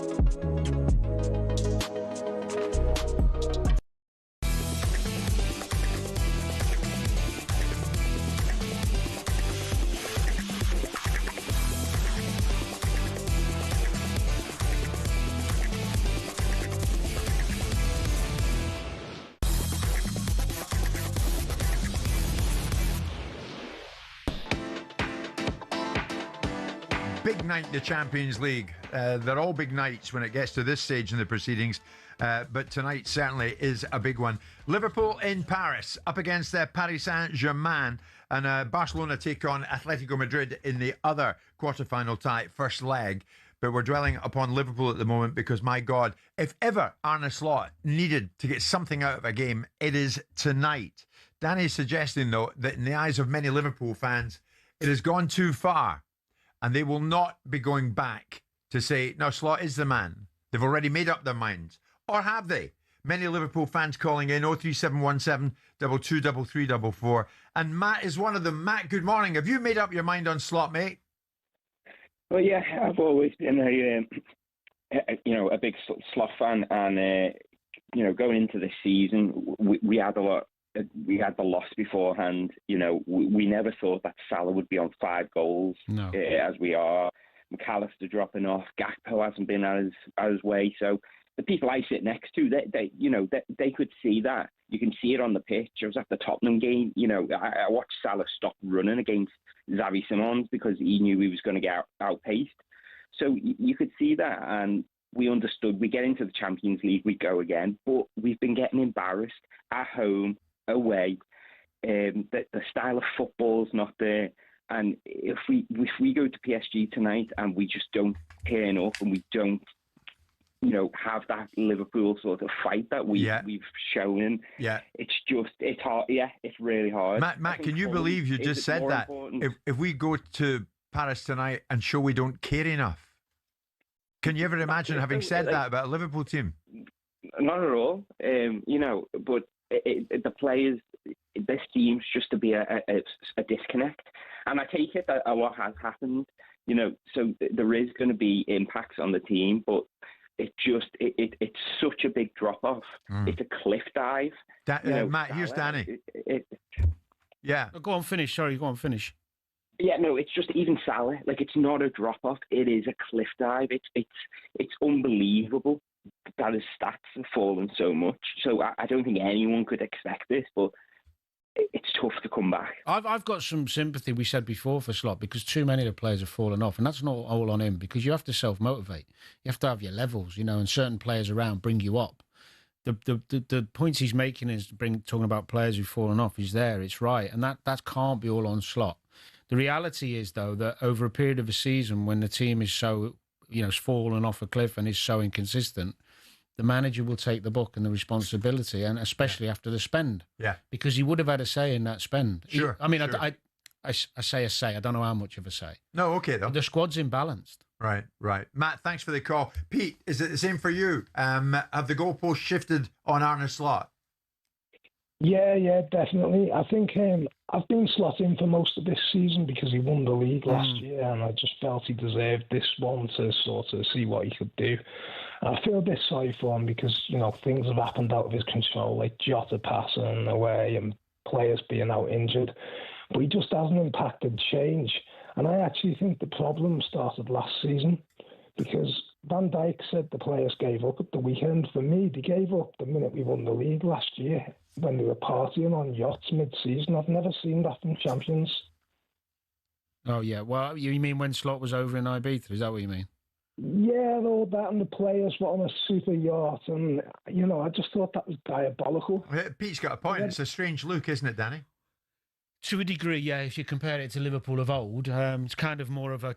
I don't think it's a Liverpool thing. I think that's probably football's changed a little bit in terms of that. Before the season's finished. I thought the form at the end of the season was poor, but it wasn't a big concern. The reality is it does start. Maybe it did start then, and it's a fair point that ultimately Liverpool fans over decades have been very loyal to managers. They have. And don't rarely turn like this. And as I said before, and this is why I fear for Slot if they don't get a decent result or performance at least tonight, is that once they've turned, they rarely come back. And they have a certain level of football that they want to see. And Liverpool, they've always been an attacking team, a front foot team who entertain, who try and win football matches. And at the moment, they look a little bit lost in what they're trying to do. Okay. So ultimately, tonight is massive. It is. Slot. It's huge. Final call from Steve, Danny. Steve, have you turned on Slot, and are you now not going back? Where are you with it? I actually feel really sorry for Slot. I'm mixed with it, to be quite honest. I think, as the previous caller was saying, what happened to Jota is shaking the club. I think Trent is a bigger factor than most people think.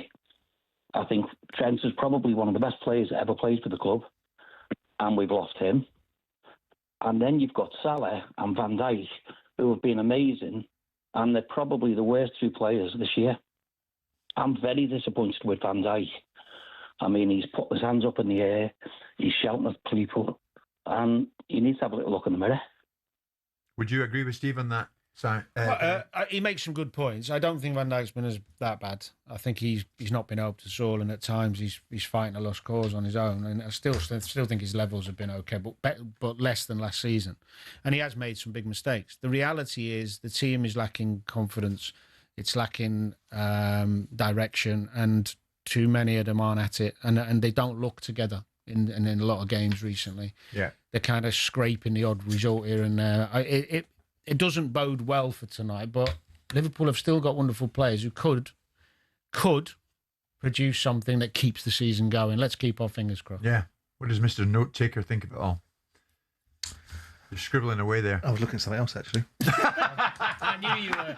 That's why he asked you. Liverpool, Paris Saint-Germain live on talkSPORT.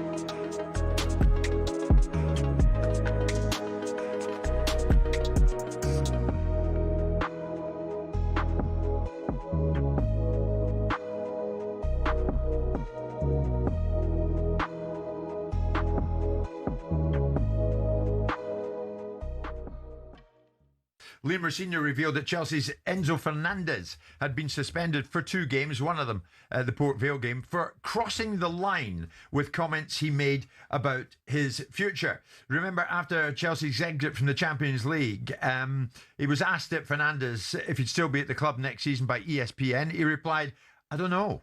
My focus is here now. Then the World Cup is coming up, so we'll see after that." And then during his time with Argentina, he was quizzed about various things with Chelsea, of course, very much in the conversation, and Real Madrid maybe in the conversation. Anyway, whatever he was asked came down to the city of Madrid. "I really like Madrid," he said. "It's similar to Buenos Aires." He was then questioned on whether or not he would consider living in Madrid, and he said, "Yes, of course." Anyway, he was banned for a couple of games. This was Liam Senior on that. Firstly, as a character, as a person, as a player, I have the utmost respect for Enzo Fernandez. What he's achieved in his career, the player that he is. He's frustrated because he wanted Chelsea Football Club to be successful this year. He still wants that, and we still can be. In terms of the decision, I've said this from day one, it's not all about just me. It's not all about the sporting directors or the ownership or the players. We are aligned in every decision that we make. So it was a joint decision. And saying that the door is not closed on Enzo, that's very important. It's a sanction. You have to protect, especially this football club. This is a winning football club with traditions of success. You have. Mikel Arteta says Arsenal were able to bounce back in the Champions League last night because his team love each other so much. When you play with that attitude and that desire, these things can happen. And it's been, again, we talk about identity. That was one of the main things that I discussed as well, because we're going to need them in the crucial moments to win it for us. Super subs Gabby Martinelli and Kai Havertz combined for Arsenal's 92nd minute winner at Sporting. The win means a minimum of 5 Premier League teams will qualify for the Champions League next season. Meanwhile, Harry Kane was back amongst the goals as Bayern beat Real Madrid at the Bernabeu 2-1. And Rory McIlroy says he feels so much more relaxed arriving at the Masters as defending champion. He says he never gets bored of wearing that famous green jacket. It's been an amazing 12 months, bringing this thing all around the world, the excitement on people's faces when they see it, the excitement that I still get putting it on. Bryson DeChambeau says he wants to beat the living you-know-what out of his longtime rival McIlroy on the course. They tee off within half an hour of each other tomorrow. There's more at talksport.com.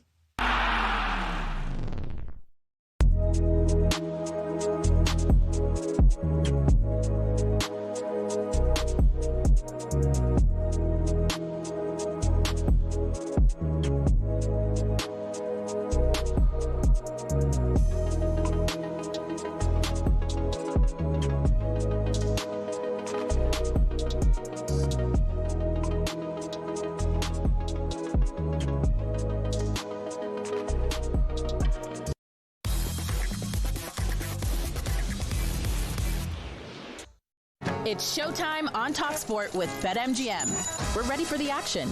Are you? Visit betmgm.co.uk or download the app. 18+. GambleAware.org. And we're joined by Sean Martin from BetMGM. We're going to look at the odds rounded about the biggest sporting events of the moment. Sean, good morning to you. Champions League, what about last night and what about tonight? What are you thinking? Morning, lads. Yeah, Bayern brilliant, Arsenal workmanlike, I think probably sums it up, doesn't it? Yeah. The Bavarians have actually moved in now to joint favourites to win it all alongside Arsenal at 9-4. That maybe reflects both their performances last night, that it's now level in the betting there. Bayern started the season with as big as 10-1 as well. In terms of tonight, 2 more big games. Barcelona versus Atletico Madrid over in Catalonia. 5th time they have met since the start of December. Last time was just this Saturday past when Barca won 2-1. Could well see Simeone going almost full Mourinho to try and take them back to Madrid within touching distance, I think. Barca odds on at 4-9 to win, 19-5 the draw, 9-2 Atletico. And of course the game that took a lot of our attention this morning, given we've a couple of Liverpool fans in the work, PSG versus Liverpool. Those Liverpool fans pretty much of the opinion it's a puncher's chance type of game, Jim, given the way they've been playing recently. It's 16-5 for them to win, 29-10 for a draw, and PSG 7-10 to take a first leg lead back to Anfield next week. But a bit of wider context to the game, I know you have touched on it. PSG had a league game against title rivals Lens postponed this weekend coming, so free to kind of fully concentrate on both legs against Liverpool. We're obviously not too used to that type of rescheduling here, but Dan Tow's shown his age somewhat, admittedly. Mentioned he remembered a time a Liverpool UEFA Cup game was pushed back 15 minutes or so, the kick-off time. Danny, you actually played in that game back in 2001 semi-final against Barcelona. Do you happen to remember why it was pushed back at all? I could not get away with this, could not believe it. No, actually, I can't. I remember when we won it 1-0, but I don't remember the reason. It was actually I honestly can't believe this, to accommodate an extra long episode of EastEnders to find out who shot Phil Mitchell. So ostensibly a European semi-final played second fiddle to folk finding out who shot Phil Mitchell on EastEnders. Spoiler alert, by the way, it was his missus, according to Dan. Absolutely, but you don't remember this. Well, no, and I also don't think the 15 minutes would have helped the performance particularly, rather than missing the game the weekend before. But how good is that? It is an advantage, that, to PSG, you know. Oh, tonight, yeah. Oh, no, but I love that from years ago. Sean, that's brilliant research, mate. Honestly. Yeah, no. Who shot him? Who was it? All right, okay, that's great. Okay, you can kick off now. But spoiler alert. That night, actually, I remember the one thing I remember the most, obviously the joy of winning it, but Pep Guardiola losing it in the tunnel after. Really? He was playing. But we played so badly over there and nicked a 0-0, and he'd done an article saying that that's not football, it's a disgrace and all that. And when we beat them, the lads started giving it him and he went mad. Excellent. Were you one of them giving it to Pep? Good man, Danny. Well done. Good man. But you're right, though, what Sean has highlighted is significant. Yeah. They had the weekend off. They didn't play Lens. So they've been focusing, well, Liverpool were up at the Etihad. Yeah, it doesn't bode well, does it? No. I think that's this weekend. I think that game's in between. So you're right. Sorry, it is. It's the one in between. They've got the two legs just to totally concentrate on Liverpool. On Liverpool. Yeah. Up in Scotland, of course, and Simon is always nobody cares a great watcher of events up there. The split, we now know the final 5 fixtures for Hearts, Rangers and Celtic. And when you look at it, Sean, Hearts and Celtic given potential final day decider. I mean, that would be something, wouldn't it? If it was all decided on the last day when Celtic and Hearts meet. Yeah, I mean, we were going to do this tomorrow, but I said, look, guys, we can't deny Danny the chance to hear all about his favourite topic, best title race in Europe. Well, Sean, let me ask you this, because I looked at this before, and it is interesting, because let's say on the last day Celtic can't win it, but Hearts can, and Rangers can. Yeah. What does Celtic do? Do you remember that time? Do you know, you're not the first person to ask me this. A guy I used to work with asked me this last season, when, do you remember Tottenham fans seem to want Tottenham to lose to Man City, so Arsenal wouldn't win the league, that kind of thing. And I said at the time, if that ever became a reality for me, if Celtic have totally messed it up to that extent, I don't really care who wins it if it's not Celtic at that point. I think you still go to win the game, and if that wins the title for Rangers, fair play. If it wins the title for Hearts, fair play. That surprises me. Or is that the PC answer? Because I remember Liverpool had to beat Blackburn. Remember Blackburn, Kenny Dalglish? They won it at Anfield on the last day, but Liverpool still beat them, and United didn't win at West Ham. Right. Yes. Because the Liverpool fans didn't want Liverpool to win. I remember the confusion at the end and everything. What has actually happened elsewhere? What do you think of the split, Sean, in Scotland? People down here don't really get it. They're like, what is it you do in Scotland? Yeah. It's all about jeopardy, and I think it increases the jeopardy, doesn't it? Yeah, I do. Yeah, but I mean, only 3 points separating all three, Hearts, Rangers and Celtic. Now just one game left before that split. And again, yeah, you're right, a lot of people maybe don't get what the split really entails. A 12-team league splits into a top 6, bottom 6. Teams in each section play one another once more. So it does mean all 3 title contenders play one another again once apiece. So still lots could change. And essentially, at its core, it means it's in each team's own hands, really, to an extent. Yeah. The post-split fixtures, as you said, came out yesterday. Celtic were due 3 home fixtures by token of how many home fixtures they'd already played. Rangers and Hearts only get 2 apiece. Yeah. Hearts actually start their fixtures with an Edinburgh derby away to Hibs, Jim, and end it, as you say, away to Celtic, and they've got Rangers at home in the middle. Celtic play the benefit, I suppose you could call it. Celtic play both Hearts and Rangers at home in the run-in. Right. Rangers go away to Hearts and Celtic back-to-back. That sounds a bit dodgy how that's happened. A massive advantage, isn't it? Nah. For Celtic, that is a massive get-out-of-jail card. It is. You know, you look at those potentially, two games. only if they take advantage of it, Simon. Sure, I don't know if I trust Celtic. And that's fine, but if you're going to take advantage of anything, it's better to take the best opportunity to do it at home. Yeah. And if your 2 biggest rivals are you're going to play them in the last 5 games of the season. Right. What a massive advantage is to play in front of your own fans. So you think this favours Celtic when you look at massively. Yeah. Look at this. They've got Rangers and Hearts. at home. They are massive. If they take these points off their rivals, Celtic can win the league. So with that in mind, I think it's a massive advantage for them. They're bloody lucky.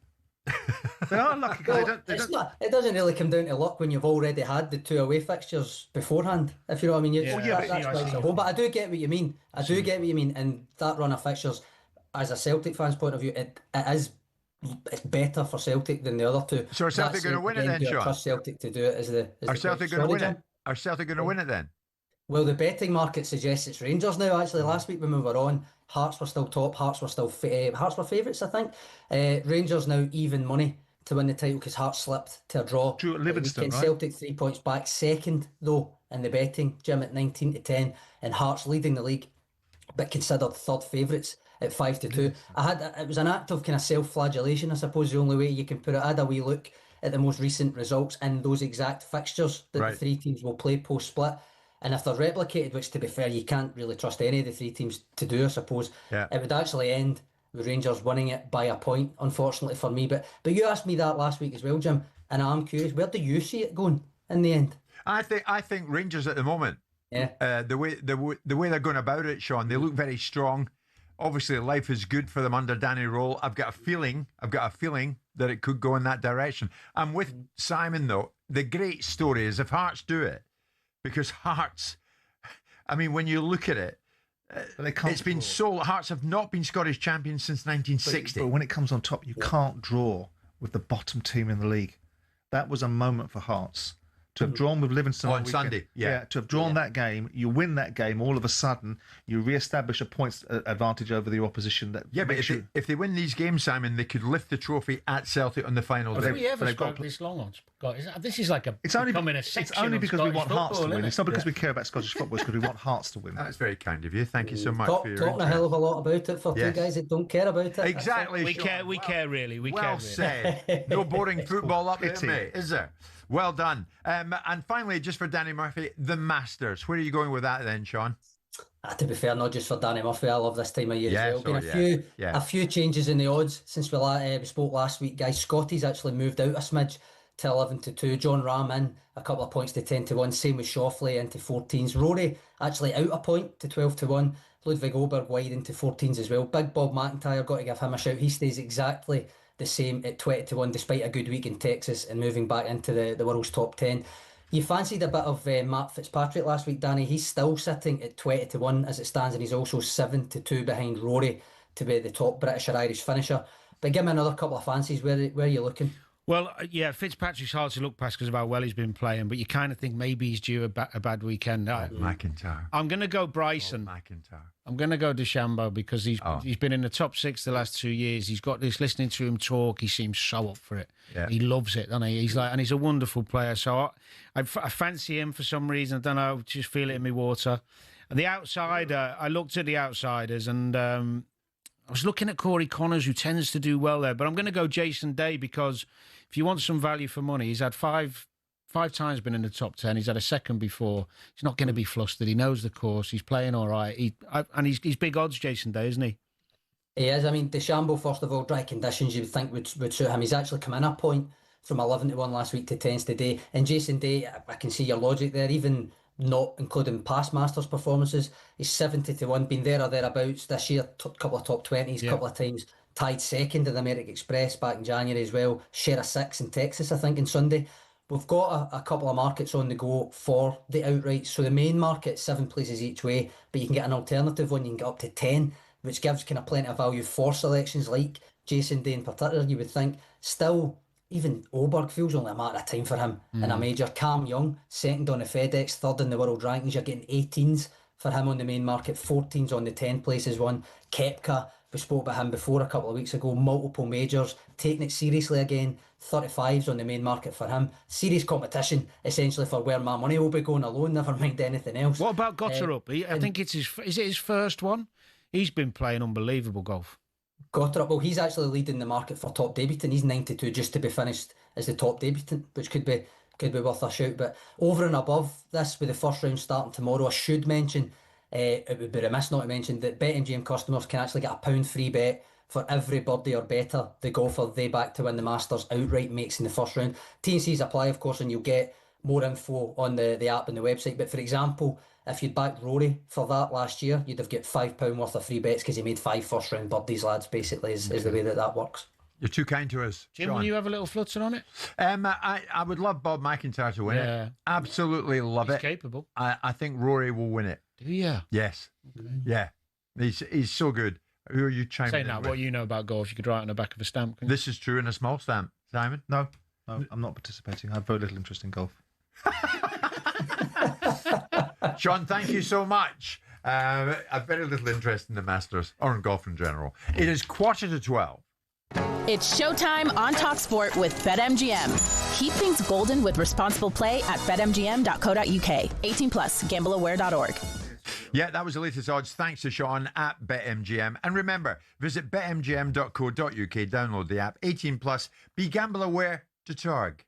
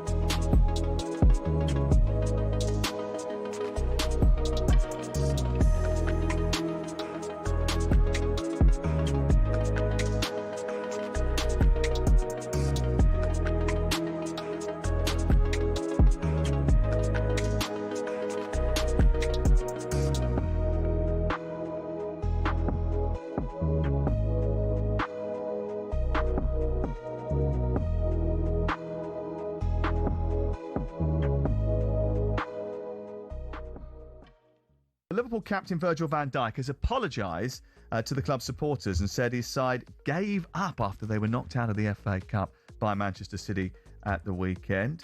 This is what he said straight after the game. So all the responsibility, we're the ones not performing on the pitch, but we know how the world works and we have to stick together, even how difficult that is. It's just a big blow that we're out of the FA Cup because up until the penalty, I don't think there was any issues. At the moment, I can only speak for myself. This is a big blow. This is tough to take, especially the way second half. But yeah, the reality is that midweek there's a hungry and very good PSG waiting for us. You could say the only good thing is that there's 2 games to be played, but even in between those games, we played a tough game against Fulham. So yeah, obviously in my time at Liverpool, we have been going through tough times, and at the moment it's a tricky one as well.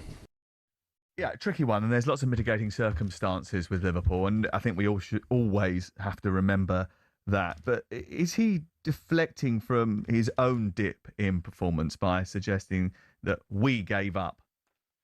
Well, he was certainly one of the biggest culprits. They were in the game. Should he have taken more ownership yeah. on that? Not just on Saturday, but over the course of the season.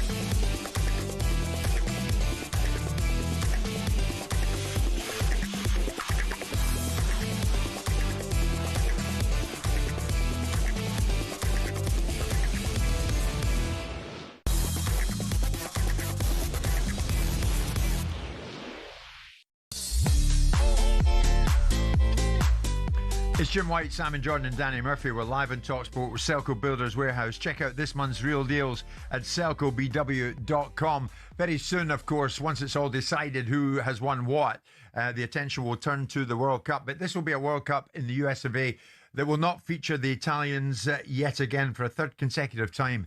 They're not there. They didn't make it. They went out at the hands of Bosnia-Herzegovina last week. And now all the talk is who's going to get the gig. Rino Gattuso resigned as Italy coach last week after they failed to qualify. And that came 24 hours after Gabriele Gravina resigned as head of the Italian Football Federation. Now, he's at Napoli at the moment and doing pretty well with people like Billy Gilmore and Scott McTominay. But it appears Antonio Conte would rather like an opportunity to be given to him to manage the national side. It's expected that my name appears on the list of candidates for the national team, says Antonio. If I was the federation's president, I would consider my name. That's very good of him.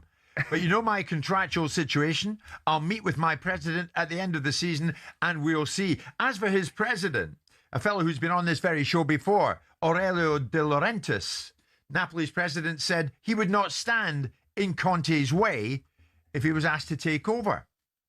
Daniele Fisichella, our resident Italian football expert, joins us live.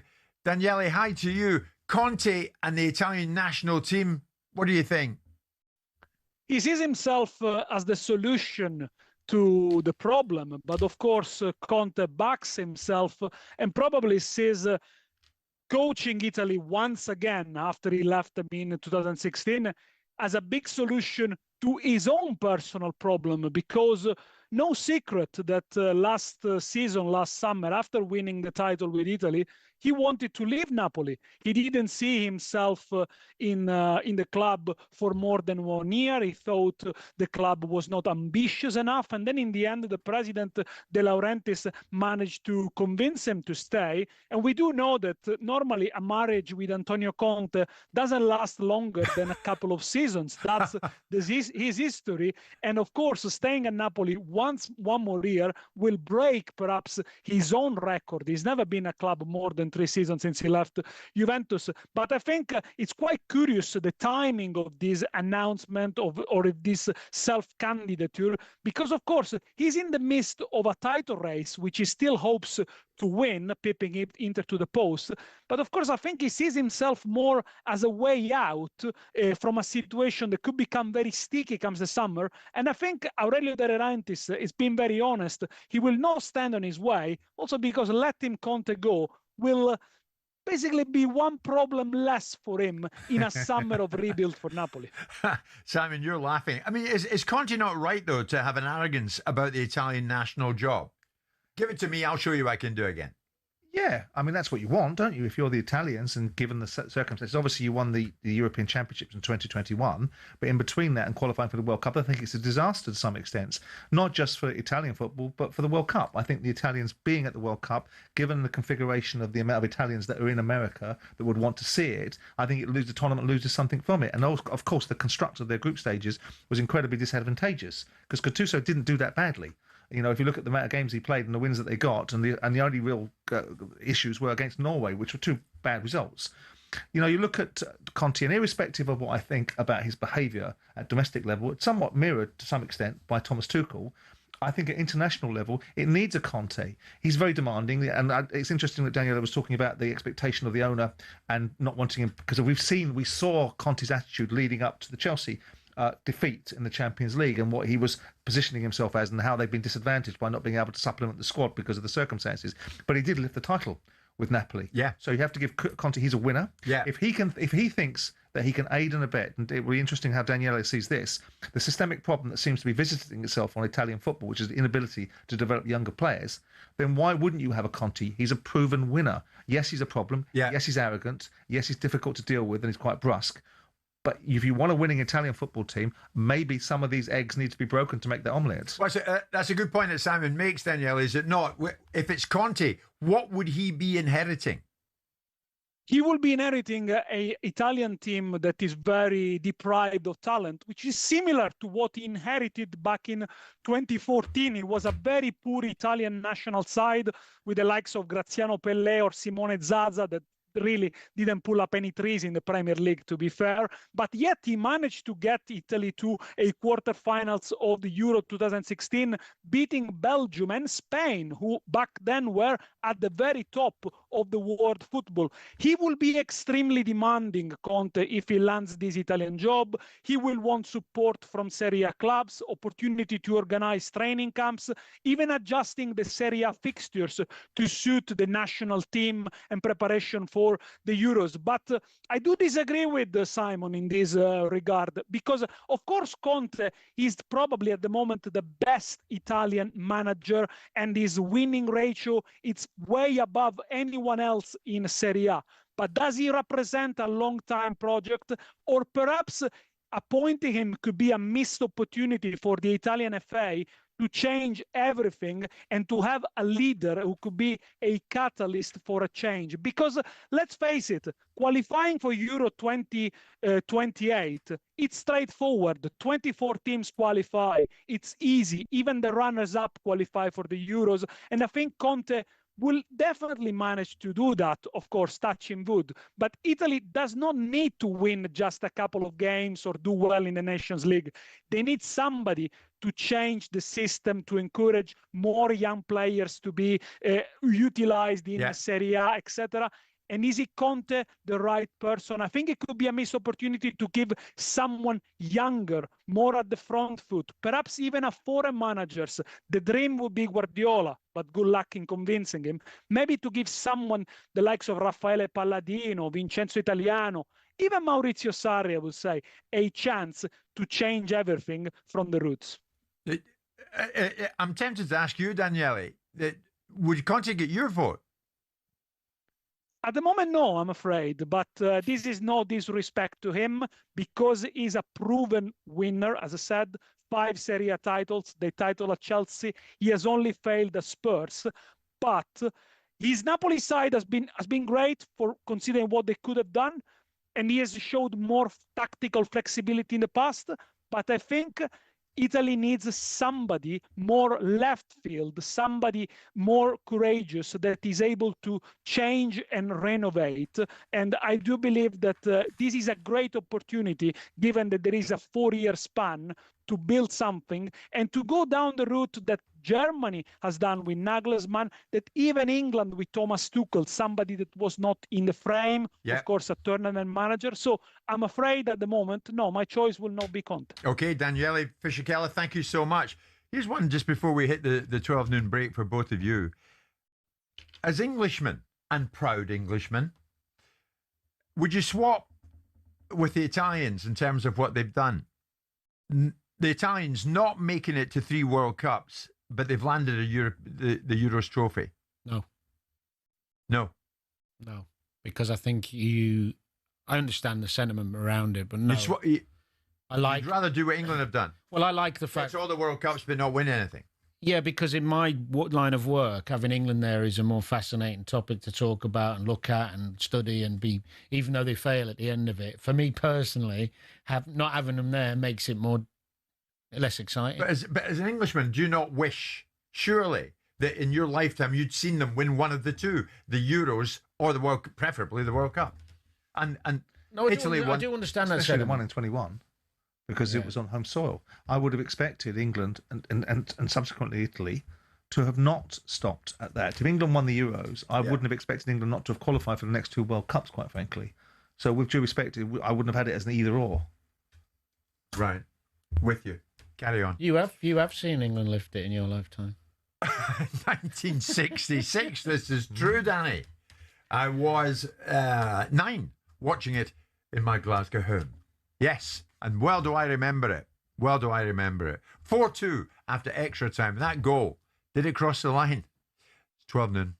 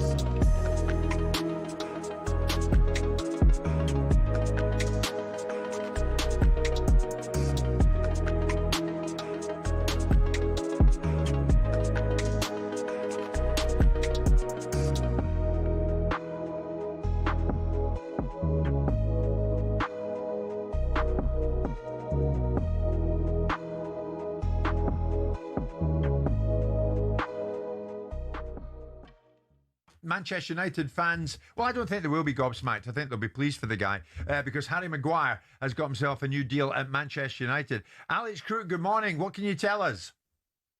Good morning, Jim. Good morning, Simon. Welcome back. Yes, Harry Maguire has committed his future to Manchester United. He signed a new deal until the summer of 2027. With the option of an extra year. I can also reveal Kobbie Mainoo is close to agreeing his new deal at Old Trafford. So two players being tied down by United. Maguire says representing Manchester United is the ultimate honour. It is a responsibility that makes myself and my family proud every single day. I'm delighted to extend my journey at this incredible club to at least 8 seasons and to continue to play in front of our special supporters to create more amazing moments together. Jason Wilcox, Director of Football at Manchester United, he's quoted in the statement as well. He says Harry represents the mentality and resilience required to perform by Manchester United. He also describes Maguire as the ultimate professional who brings invaluable experience and leadership to our young, ambitious squad. So Harry Maguire committing his future to Manchester United.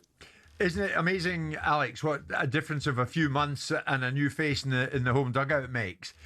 Because at one stage it looked like Maguire and certainly Mainoo had next to no future at Manchester United under Amorim. Absolutely. Maguire wasn't first choice by any means at the start of the season. Kobbie Mainoo wasn't getting into the team.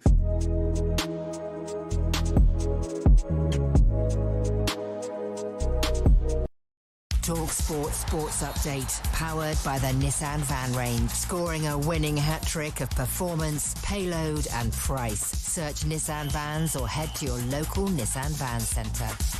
Good afternoon with your sports headlines. I'm Will Hobbs. Should the seal of approval from Manchester United players be enough to give Michael Carrick a permanent contract? Here's Simon Jordan. To manage a football club as significant as Manchester United is not just a bunch of players that are doing well in the short term, that did well, not this group of players, but a previous incarnation of players that did well for Ole Gunnar Solskjaer, and that turned into a bit of a car crash at the end. This after Amad Diallo said he's the right man to bring the club back to where they belong. Arsenal, meanwhile, might have drawn some criticism for their performance against Sporting last night, but broadcaster and Arsenal fan Harry Symeou told us it's not an easy task beating a side with an unbeaten home record in the Champions League. This idea that Arsenal, who were in poor form, who were in a low place in terms of confidence, we're going to go there and turn them over and win 4-5-0 is just that Premier League snobbery, unfortunately, that we see. It ended 1-0 in Lisbon thanks to Havertz's 91st minute winner, which ended Sporting's 17-game winning run at home. Elsewhere, Trent Alexander-Arnold grabbed a late assist, but was exposed by Luis Diaz and others against Bayern at the Bernabeu in front of Thomas Tuchel. And Danny Murphy says while he'd still have Trent on the World Cup plane, last night showed why he can't be trusted to start for England. He's arguably the best footballing right back on the planet because his array of passing and his technical ability is ridiculous. But defensively, he struggles against good quality wingers. He can't cope one-on-one. And Hearts manager Derek McInnes says the fixtures for the Scottish Premiership top 6 split came as no real surprise, but he understands fan frustration. They have no 3 o'clock kickoffs in their final 5 matches, with 2 of them starting at 8 p.m. And despite being the current leaders, Hearts have been given an away game at Celtic on the final day of the season. talkSPORT News. The US and Iran have agreed a provisional 2-week ceasefire, and now Sir Keir Starmer's headed to the Middle East. He says he will do everything he can to support it, but the Tories say he's humiliated Britain. More from Sinead at 5:30. talkSPORT weather with QuickFit. Spring forwards with Bridgestone Turanza all-season 6 tyres with a 25,000 mileage guarantee. Book today at quickfit.com. Conditions apply. Even warmer than yesterday, peaking at 26 Celsius in parts of the southeast. Dry and sunny across the board.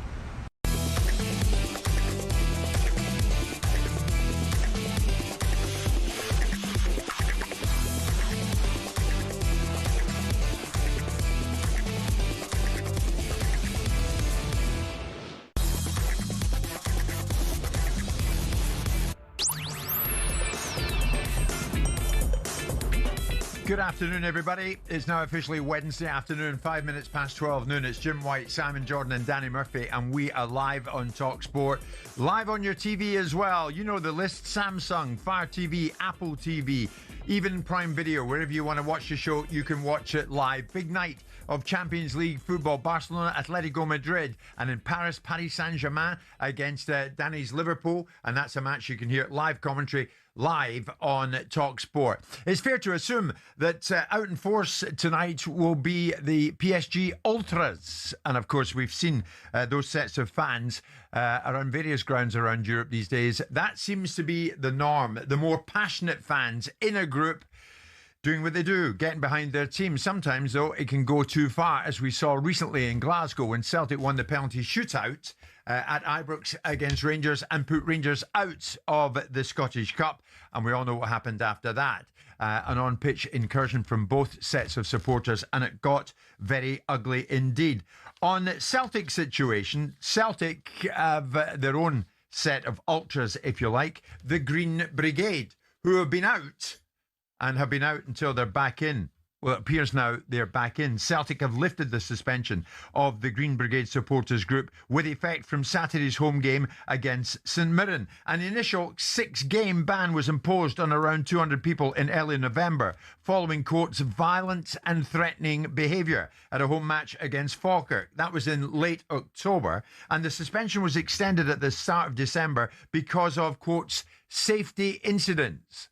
So it's fair to say the Green Brigade had become a bit of a thorn in the side of the Celtic board. The Celtic board far from popular with those fans. And just last month, Celtic chairman Brian Wilson told Celtic TV he was beginning to feel more hopeful of bringing the Green Brigade back. We met again this week with the Green Brigade, explained this to them to be the position, and essentially that the conclusion of that meeting of the safety advisory group was that there were conditions set which would begin again to create the pathway for the return of the full section. Now, we've communicated these to them. I think that they should accept them. I think if they accept them, then they get into a dialogue about the management of the policing and stewarding of the section, and that, as I say, it creates a pathway to resolving this, certainly until the end of the season, and then let's look at the whole protocol all again. So, judging from that, the Celtic board and Brian Wilson and others said, this is how we need you to behave. And they've said, yeah, all right. They've given it their unconditional acceptance. Simon, are the Celtic board weak in your eyes for folding to the Green Brigade again and saying, all right, come back in, we're going to give you another chance? Or is it right that if that set of ultras, those fans are saying, no, we accept what you want us to do, now it's a matter of time to see as to whether or not they do? It doesn't seem that they actually want them to do very much. I mean, ultimately, what they're suggesting is that they've got to adhere to the season ticket policies. They've got to accept the safety and security operations at the stadium.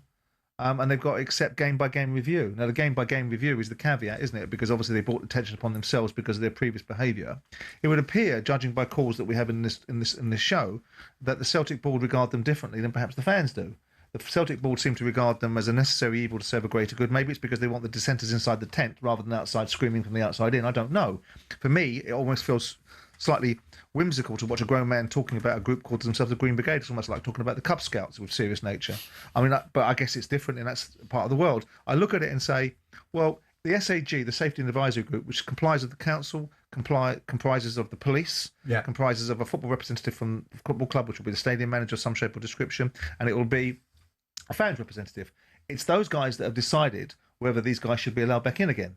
So the police are involved. So you would have thought, given the fact there's been a lot of trouble and issues and issues inside stadiums, and we've heard fans coming in saying these guys are just a pain in the backside. They have no respect for anything around them. They think they can do as they want, both inside Celtic Park and at away grounds. It's not just Celtic. It's their participation in behaviour around the country and other football stadiums, which at some extent Celtic have less control over. But letting them come back in after 5 months with caveats attached to it, it'll be interesting to see what the consequences are. Now, this game-by-game reporting, which is what they've accepted. I mean, the idea that they've accepted anything as if it was a discussion and a debate, it's really, for me, it's very simple. It's nothing for you guys to accept. This is what you're going to do, and if you deviate 1 degree left of that, you're not coming back in ad infinitum. Right. So your choice. Yeah. And maybe that has been said. Maybe for the purpose of the media, it doesn't get presented that way, but maybe that's what's been said. But what I'm interested to see is if there is a transgression, if they decide to do exactly as they please again, which is highly likely because people show what they are, believe them, right? So there's no doubt they'll probably do something again. What are they going to do then? If the next step is we allow you back in, which they do after 5 months, and you do it again, what happens then? Is it now that you never get to come back in, or you get 6 months next time round? So we have to indulge you. Is it any coincidence that, as we've discussed previously, and Danny, you heard it, that the split in Scotland, and it's now a three-way battle as to who wins the title between Rangers, Hearts and Celtic. The Green Brigade bring passion and colour, we're told, and really get the place bouncing. And Celtic have got 3 home matches against Falkirk, Rangers, and on the final day, Hearts. Is it not the case that the board have said, yeah, we kind of need a bit of that? Well, maybe. How many fans is it? 200? Yeah. Come on. Oh no, they're lively. Oh no, I've seen them lively. It's also the ripple. It's also the ripple effect, isn't it? The ripple effect of a certain group. You see it at Palace is a great example of that. Yeah. It does spread. Yeah. And I think maybe that went into the thinking. Maybe it's nothing to do with it. It's certainly, as a player, you don't really care that they behave a bit better than them. You want the stadium full of the most passionate fans you've got. Right. So I think it could be a small percentage win, yeah. Yeah. It appears though this Celtic boardroom, we're getting used to the idea, it's a compromise boardroom, isn't it? Protests all season. Well, again, it's a popularity battle that they are trying to win. Is it because it's easier to have the dissenters inside the tent than outside? Because you can manage them with some degree of control over what they're going to say. What would you prefer? I'd prefer to have them inside the stadium behaving themselves properly. Because I think that the passionate supporters are a good thing, and it can't be something that works in other football clubs but can't work in Celtic. And the reason why it perhaps doesn't work in Celtic is because you've given these people a sense of entitlement to behave in a certain way that they've lost the parameters of how they should behave, and that can only come from authoritative controls. Yeah. So I don't see that in that statement from that fella there. I don't see that as particularly being exuded, but it's not just their decision. So I would imagine the old Bill, who had lots to say for themselves about the situation surrounding the 2 football clubs in the most recent Old Firm game in the Cup quarter semi-final, whatever it was, had something to say. Yeah. They have been involved in this decision. So whether it's considered to be better to manage these people by having them inside the stadium where they are absolutely consequenced by their behaviour, rather than standing outside with microphones causing more disruption outside the football stadium. Yeah. For me, I think they should be made to behave themselves, and I think we should hear what happens to them if they don't. Would it also be fair to say you've never been inside a tent? A tent? I might a marquee up there, actually. As we go along here, are there Celtic fans who welcome back the Green Brigade with open arms? Or are you of the opinion, no, they've been out and we don't really need them, so they should stay out? Are there members of the Green Brigade, and they've actually come to air, as I understand it, on this show in the past, who feel, yeah, it's about time. We still don't like the board for what they stand for or how they go about their business, but we're going to take the opportunity to go back in. It's about time we're allowed back in. Are the Green Brigade really a problem that the club don't need? Anyway, a bunch of questions for you. 03717 223344. Simon, it comes down to this. 1 month on from those post-match scenes at Ibrox, what kind of look is it for Scottish football that 4 weeks later, Celtic open their arms again to their own ultras? But it's not just Scottish football, is it? It's all the different factions that control the circumstances around the behaviour of fans. We heard and saw the police talking out. If the police felt that this was a massive problem, they'd be piping up in the SAG meetings and saying, not while we've got a hole in it. Yeah. We're not allowing this to happen. But they are. So whilst the optics are something that seems to be a fascination of so many people, the reality of the circumstances might be quite slightly different. This is one of the leading clubs in the world in terms of its passionate fan base. Scottish football needs as much support as it possibly can for the right reasons. If they have managed to cross the Rubicon and get a group of fans that have a sense of entitlement about what they think their club should represent and how they think they should support it, to be able to behave themselves in a fashion which is conducive with passion and enthusiasm and all the things that sport should bring out in its fan base, then that might be considered to be an optical win. Right. Okay. I'm interested to know what people out there think the Green Brigade bring to Celtic Park? Let me know on that. And you know why you were out, members of the Green Brigade? Because of, quotes, violent and threatening behaviour. Is that in the past now? Is that in the past? We can forget about that and you've turned over a new leaf. 03717 223344.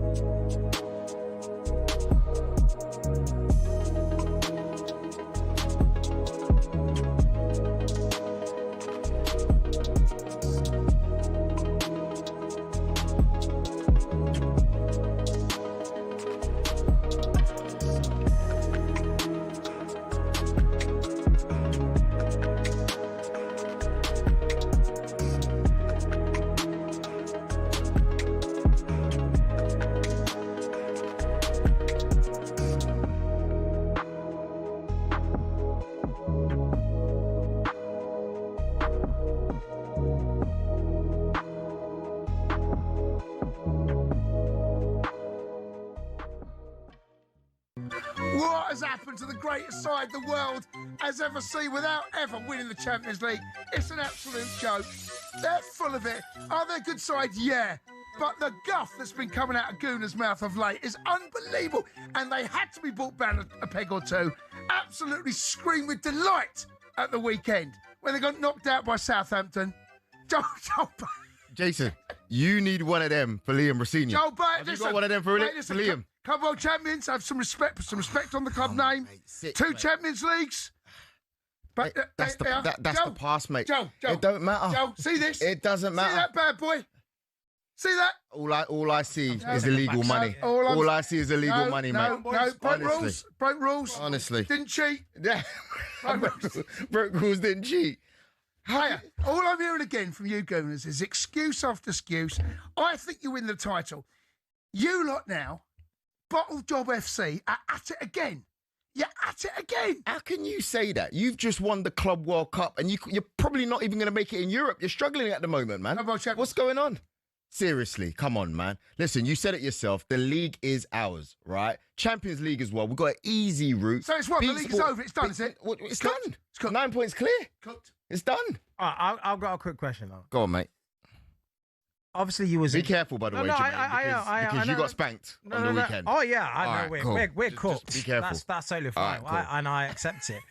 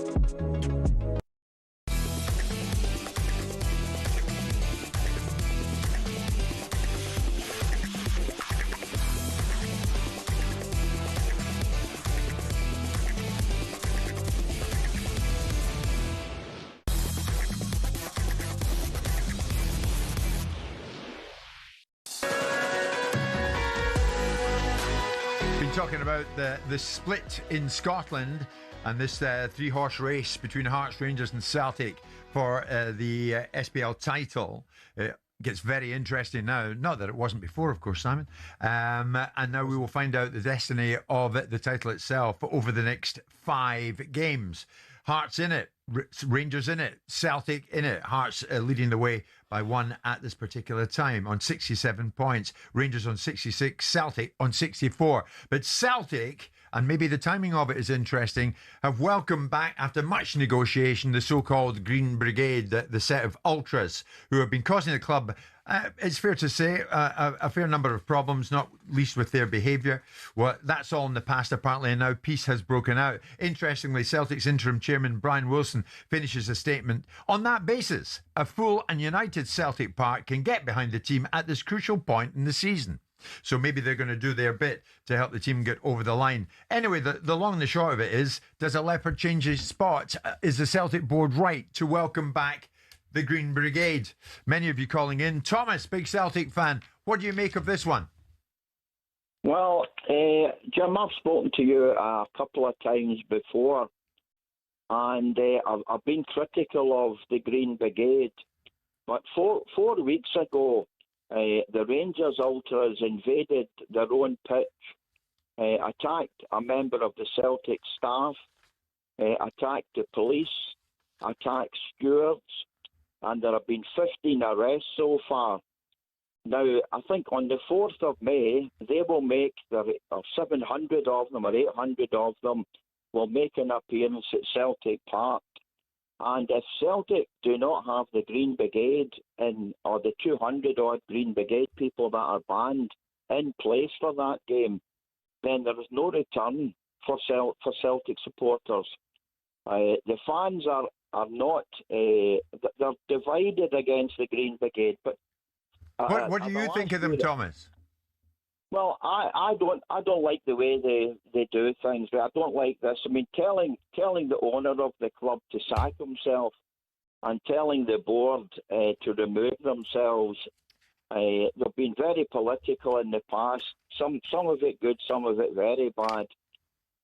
So I think Celtic have done a great job over the last 60-odd years. They've reduced these kind of people to about 200 or 300. They've got close to getting these people out. But at this particular time, when Celtic have 4 home games to play, their team is pretty poor, but they still have an outside chance of winning the league. Right. If they don't let them back in and they don't win the league, then they open themselves to criticism. I mean, we are playing against a Rangers team that bought 4 players in January, and all 4 of them are playing in their current team. We loaned out. We got 3 players on loan. None of them are good enough to play for Celtic. Right. 2 of them will never play again. So basically, Thomas, you're telling me, as a club at this point in the season, Celtic need all the help they can get, and that includes the Green Brigade. Yes. Yeah. I think they should. I think they need them back in. I mean, you know the history. I mean, you were talking about 1966 earlier. And by the way, if you look on YouTube, that ball was never over the line. I mean, as far as Roger Hunt's concerned, I mean, he must have been tired when he put his hand up. It wouldn't even have been over the line under the old rules, never mind this shadowy. Thomas, thank you very much indeed for the call. I mean, you can tell by that, Danny, you can tell by that, Simon, that in terms of atmosphere and what they'll generate in terms of passion, that is a section that's very vibrant. They send out a message of their own. It's interesting also that when you get nuanced information about the fact that they've reduced this element. So he doesn't like the way that they behave. Yeah. But over the years, there's been a systematic eradication of this proportion, of this representation, from perhaps much greater numbers down to a very small amount. So that isn't information that necessarily people like me would be privy to as a perceived success on behalf of the Celtic regime that have gone, we want the passionate support, but we don't want all that goes with it to some extent. Interestingly, while we're on the topic of the old firm, Rangers and Celtic, it was exactly 40 years ago today. There was an extremely significant announcement coming out of Ibrox Stadium across the other side of the city in Glasgow, as this man was announced the new player manager of Rangers. It would sound corny if I said, I used to support them as a boy, but I did. That's a fact. Did you always hope, Graham, that this might happen to you at the end of your career, that you might come back to Scotland, to your roots? It's not, in football you can never rule anything out. And I wanted to go into management, but obviously I didn't expect to land such a big job straight from, although I'm still playing, straight from more or less playing into management at this level. You're leaving behind a nice lifestyle in Genoa, aren't you? That really doesn't come into it, because at the end of the day, my livelihood is professional football. And really, I see it as a step up the ladder, certainly not one back away. When I left Liverpool, I said that was a step down the ladder, and now I see myself going up the ladder again. 40 years ago, Danny, some very good questioning there from a journalist. I couldn't quite... Oh, yeah, it was me. Yeah, it was a big, big moment, and it changed so much at that time, because thereafter, England weren't in Europe, so the big name players were available, and Souness went after them. Well, I recall Butcher, Woods. My memory was, because he was such a Liverpool god and did so much there, you kind of follow. I didn't quite get to see him, but I'm very aware of him. One of my dad's favourite players. And you follow those players on. So he Souness getting that job was a reason I started watching Scottish football. And that's the influence he had. Yeah.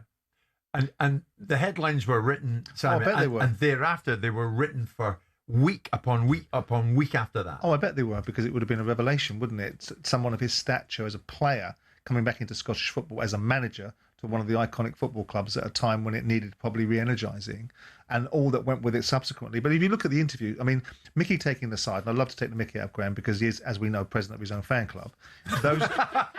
Those things exude authority. He exudes the gravitas. The question, the manner in which he answers the question. I was thinking the exact He's a 32-year-old man that's not got any experience of being a management, but he's talking about the step that he's taking and the fact that, forget about what I was doing in general. I remember Trevor Francis talking about the time they were out together in Sampdoria, and how Souness was all about Graham and his attitude towards life, and how wonderful he looked and whatever else he was wearing at the time.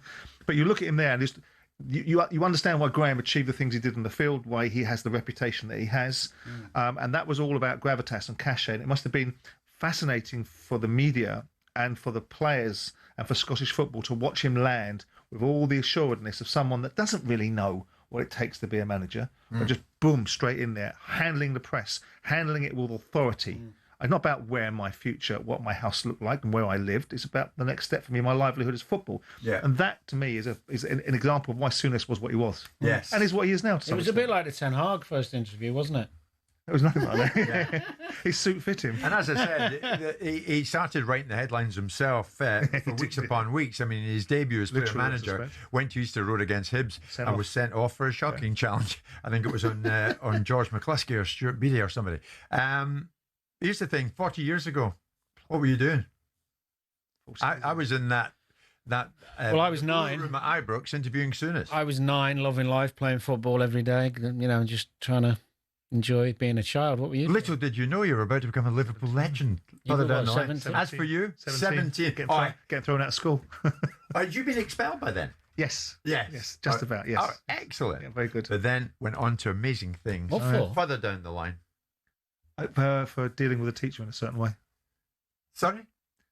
For dealing with a teacher in a certain way. You didn't have a romantic relationship with him. No, I punched him in the face. Oh. You punched the teacher in the face? Yes. All right. What was his... Did he have a nickname? What was his name? Well, not like anything I could say on it. Actually, it turns out he was a hated teacher, because he was the same teacher that taught Adam Booth, the boxing trainer. Right. Who hated him as well. So it wasn't just me. All right. So you did what Adam was thinking about? Yes. You let him have one in the kiss. Be mindful of the fact I can throw a punch. Simon's teacher, if you're listening this lunchtime, he's so sorry. No. 12:30.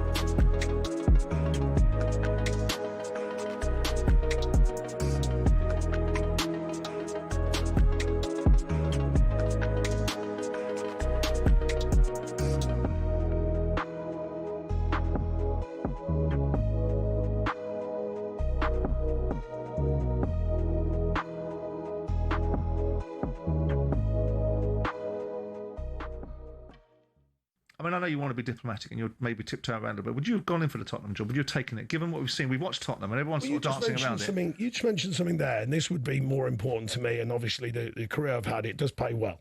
I wouldn't go in there. I wouldn't look in for money. They could offer me a massive amount of money. I'm sure they're capable of it, and I'm sure, well, allegedly, they've offered Zerbi a massive amount of money. It would have been about no, it'd have been about what you're going to gain me as a human being. What would I gain, right? You go in there, you get the job done. 6 games into next season. If you're not in the top 4 and the football's not what they want, rubbish, get them out. So you're not going to gain a lot there, are you? So then, and that's if you get the job done, because it's not easy. And then you don't get the job done, and then somehow it's on my neck that I took Tottenham down. You go, well, that ain't good for me as a human. This is not even about football. I'm going, well, that ain't good, is it? What do you reckon? You know what I mean? So I go, and then you get some money, and I go, well, I'm not thirsty for that. I've got some money, so how much do you want? You know the dynamic of the industry. We all know the 2 biggest commodities in football are talent and gossip, right? Or money and gossip. Money and gossip, right? You must have. Sad, isn't it? If it's an equal measure, money and gossip beats talent. That's money and gossip was what I meant. Money and gossip, right? What do you think is wrong with Tottenham? Well, I mean, I find it I find it really interesting from the outside. I know Thomas. And if I was a Tottenham fan, and I know a few, I thought the manager was getting a hell of a lot of heat and weight on that. And if I was Tottenham, I'd be looking at some of the players, me personally, I'd be going, hang on a minute. Look at all this money they've spent. And money doesn't guarantee anything, by the way. It's another myth about football. But it gives you a better chance. And you're going, right, so they spend this money. Look at these players. Allegedly, I keep hearing this, and I don't at Forest, all these talented players. Talent is when you deliver. You can be telling if you're not delivering, that ain't talent.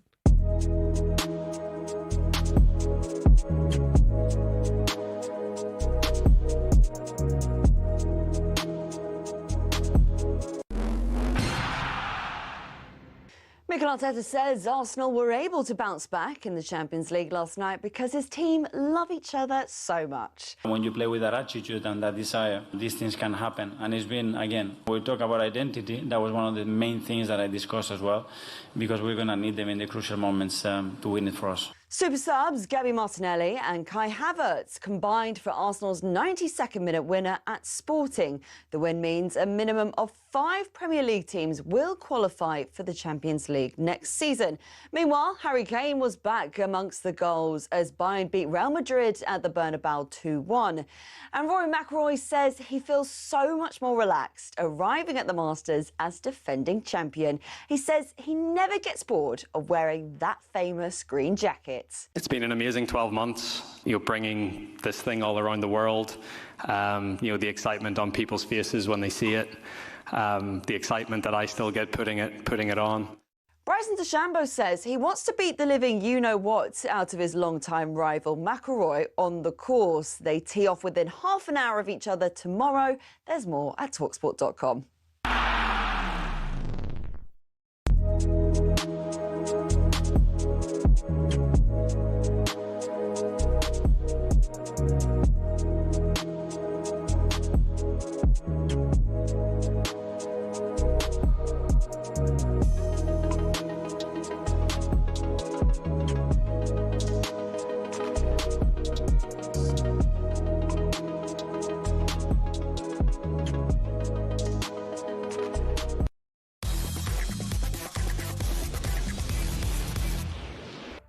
The talkSPORT 20k giveaway.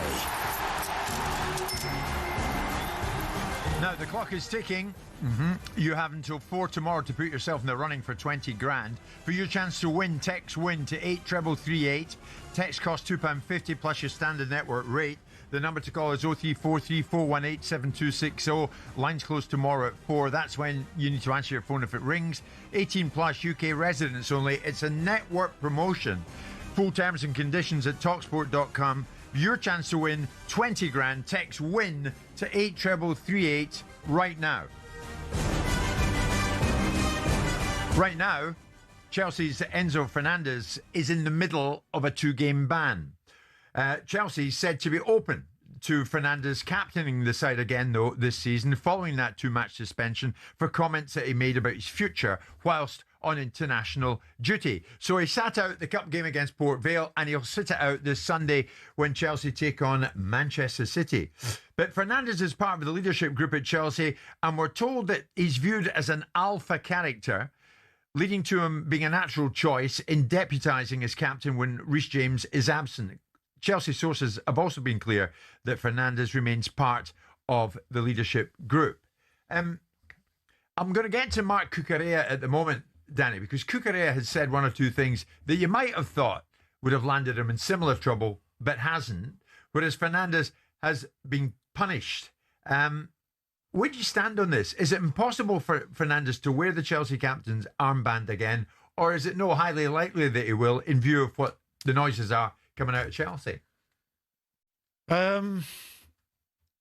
No, I think if you get punished and you take it the right way, then he can change and get better and wear the armband again if he has lots of qualities that the manager sees in him. I quite like the punishment.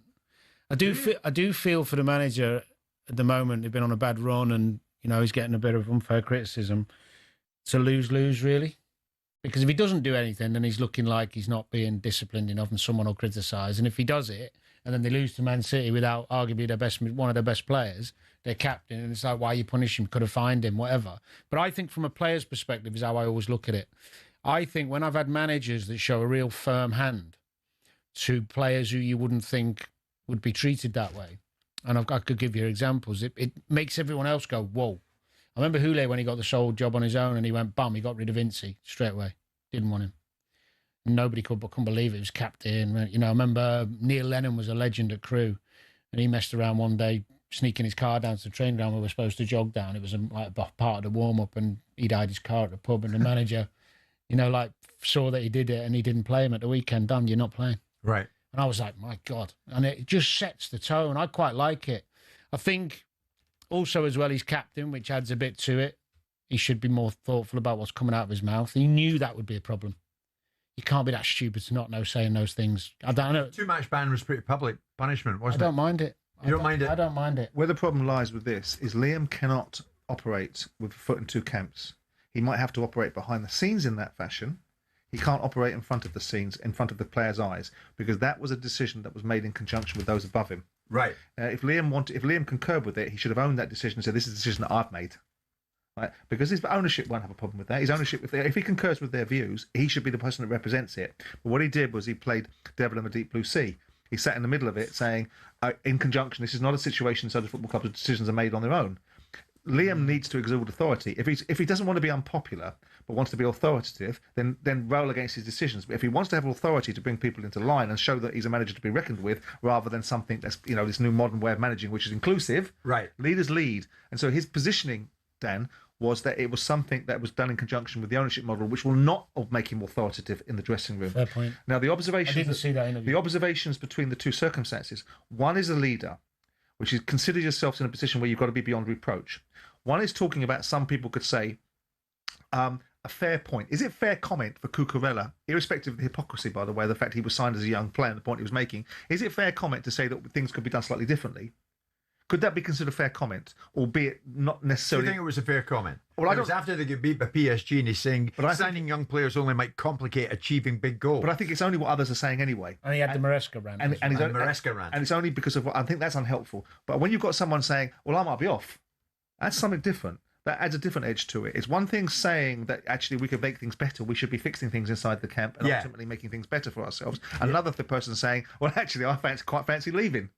Right. That's the distinction between the two. I would prefer that there would be a sanction for both players so that you're showing some degree of even-handedness, which is there is a message, which is you do not talk out of school.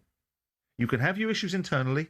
You can talk to the management internally. You can put your point of view, of course, if that's the environment we want to create. I'd have done both. But not outside. Yeah. Well, that's interesting. Not both the same level, though, perhaps. Because Fernandez was punished in the form of a 2-game ban, but no punishment seemingly for Cucurella. This was Rosinha on that. My disappointment in Mark's interview is where it went to. I think he should have spoken to us first about the things that he's feeling. I want players to feel like they can speak openly and honestly for the benefit of the football club. And those conversations we've had with Reece James, that's why Reece has signed a new contract, because he believes in where we're going. And as a football club, we know we need to improve, myself included, and we actually know what we're going to do in the summer to achieve those objectives. Everybody knows Marc Cucurella, knows his character. He's a great character. He's passionate. manager. He wants to do well. I think for him, he did an interview, a long interview, where he spoke with passion. He spoke his mind. Yesterday, while I was in the office with him for half an hour, was to remind him, you can come and speak to me. You can be honest with me, and you can be honest with the club about what you want. But that takes time. I've been here for 2.5 months. We played 20 games. So to build those relationships and those connections takes time. But Mark is fully committed. He wants to be here. He's made that very, very clear to me. And he actually believes in where we're moving forward. So when you hear his reasoning, do you change your view in any way? Listen, I mean, what he does is he highlights the point that someone else, like Reece James, is signing a new contract, so there is a vision and people are prepared to buy into it and subscribe to it. And he's trying to characterise it as Mark Cucurella trying to be constructive, but his passion has got the better of him. And there may be an element of that, but you don't get to talk about the other manager. So from my point of view, it doesn't illustrate the reasons why emphatically enough that one person gets a consequence and this other person does. So there is a degree of difference, so that his dissent, which you concur is dissent because you've said it yourself, which is he shouldn't have gone into that territory, you're hiding it behind the veil of passion. The question should have been, and maybe it was asked, and maybe he found a skillful way of avoiding it, which is, so then why didn't he get a consequence? Why didn't he get a consequence? The other problem he's got with that as well is that Fernandez got a bit about him by the sounds of it. He doesn't seem to care. Well, he's going to knock on the door. He's going to have his say. But he seems like that type of person. The first thing I'll be doing is knocking on the manager's door, going, "You're going to ban me for 2 games, and you're not banning him." Would you? You'd say the other guy getting off with it. Yeah. Yeah. He's just doing it in a more nuanced way, a bit cleverer. There's that Mark Cucurella interview. I know he said he's on board and he wants to stay. That's the start of him wanting out. That's what you thought last week, wasn't it? That's what you said, yeah. There's no way you'd say it. Because you start talking about the manager that's left and the club have made a wrong decision or they shouldn't have done it mid-season, we don't buy the right players. You're aiming for a way out. No doubt. So he's just done it in a cuter way, but got off with it. And it's gonna rile Fernandez. Probably his agent's going to be going on the phone going, hold on. This is like, but I suppose the only thing we talked about it earlier, Liam could hide, or the club could hide a little bit more behind the fact, look, he's the captain. He's got to set standards. There's a higher level of expectation. There is a higher level of expectation. But that's why there should be a sanction for both of them. Perhaps should be different. I'm surprised it's a 2-game ban. I mean, 2 weeks fine with wages was always a default setting for me because I like taking their money away.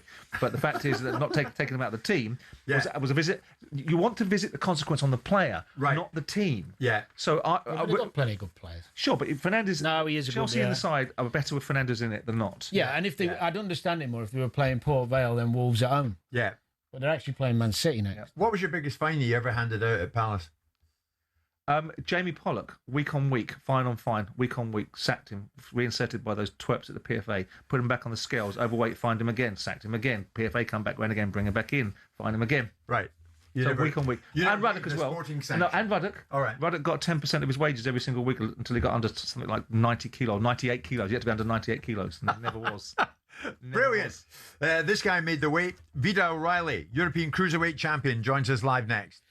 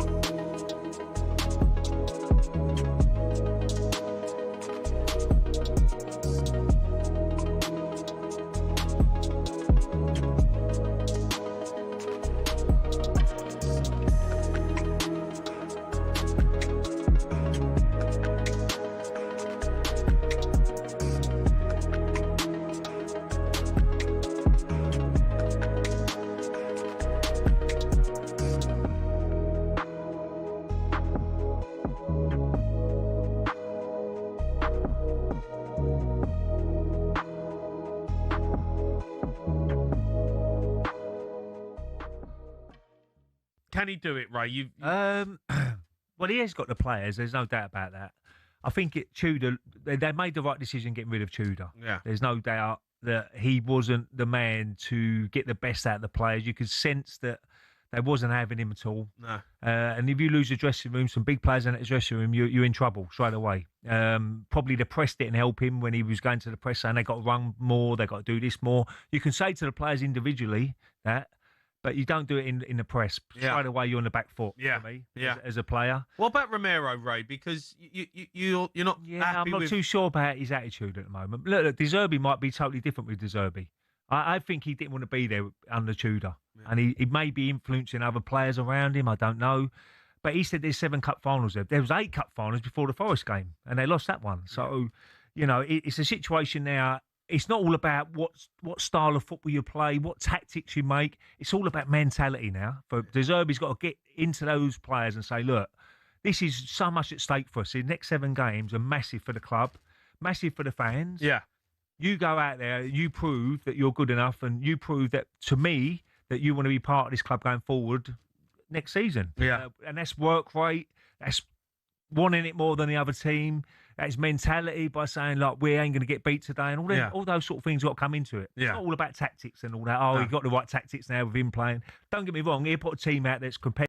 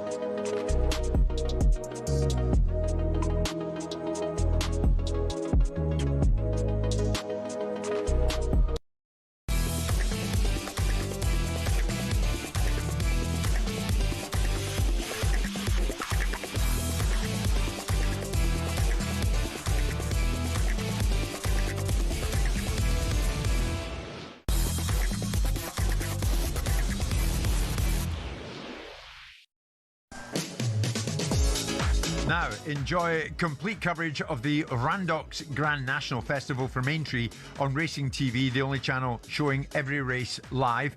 Don't miss a second of the action at Aintree. Join Racing TV, 60% saving now if you do. Head to racingtv.com/talksport. Hurry though, the offer ends Sunday.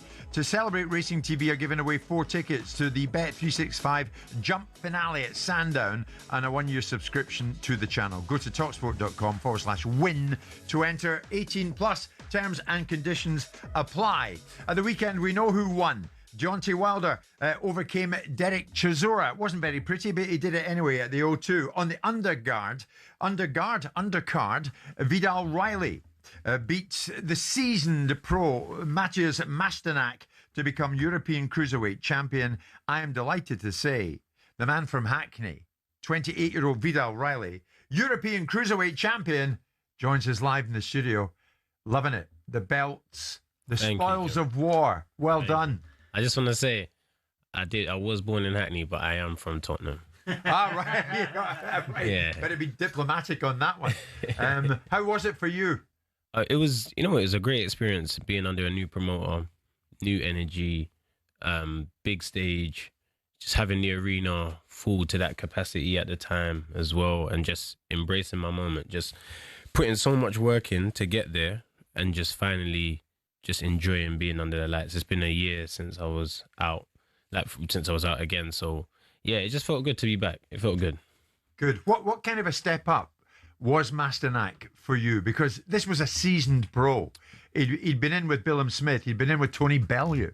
Hadn't won, but he'd been in with him. Yes, no. Going into the fight, I never took him lightly. I never thought, okay, he's 38 now, I'm younger, that's going to be enough. There's a reason why he's been in the game this long. 50 wins, 33 knockouts. I'm going into the fight with 13 fights. There's no respectful reason for me to underestimate him. So I always knew it was going to pose this challenge, but I always knew that I could win in good fashion. What do you think of this fella, Simon? I thought it was a first-class performance. I mean, I think ultimately you talk about levels, and this guy was a European champion. Obviously, Vidal stepped up from English to British. He's doing it all the right way. English, British titles now at the European level. And if there was levels in this fight, it was because he had the level difference. If you look at the way he controlled the space, the style of the fight, the pace of the fight, it was a very controlled performance from him. The only criticism I have, if I have any criticism of him, is I obviously saw Masternak fight CBS about 18 months, 2 years ago, a little bit longer than that, wasn't it? Yeah. At Bournemouth. And Masternak caused a load of problems for Chris, but he got him out of there. And my only question I took away, and I was debating yesterday with the boys on Talk Boxing, was the power, about the translation of the power that you have. And obviously you're going to say you do have the power. Yeah. But for me, the performance in of itself was an excellent, first-class performance of controlling the space, controlling the distances, setting the tempo of the fight. To some extent, he boxed Masternak's head off. Yeah. And the only time Masternak created problems for him was towards the end of the fight, where he realised that this was a situation that the fight was massively slipping away from him, and he stuck it on you a little bit, and then you reacted for a second, then reset yourself, didn't you? No, at the end, I wanted to finish with a exclamation mark. Flourish. I realised in the fight, based on how it was going tactically, forcing the stoppage works against me than for me. And then do you decide to say, okay, I'm going to keep forcing it? Or do you decide to adjust, adapt, and put on the performance that I put on? In the last round, I did want to finish strong. And that's when I realized, okay, this is when he's actually found comfortability. And that's how I ended up with a black eye. So then when I restored myself back to, okay, today's not that day, but today you can still look good and you can deal with Masternak in a way no one else ever has, I committed to that. How hard is that, to find the discipline to not get embroiled?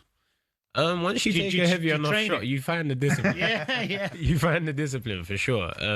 You'd worked on it. But we worked on it. We work on many outcomes of like how we can get the victory.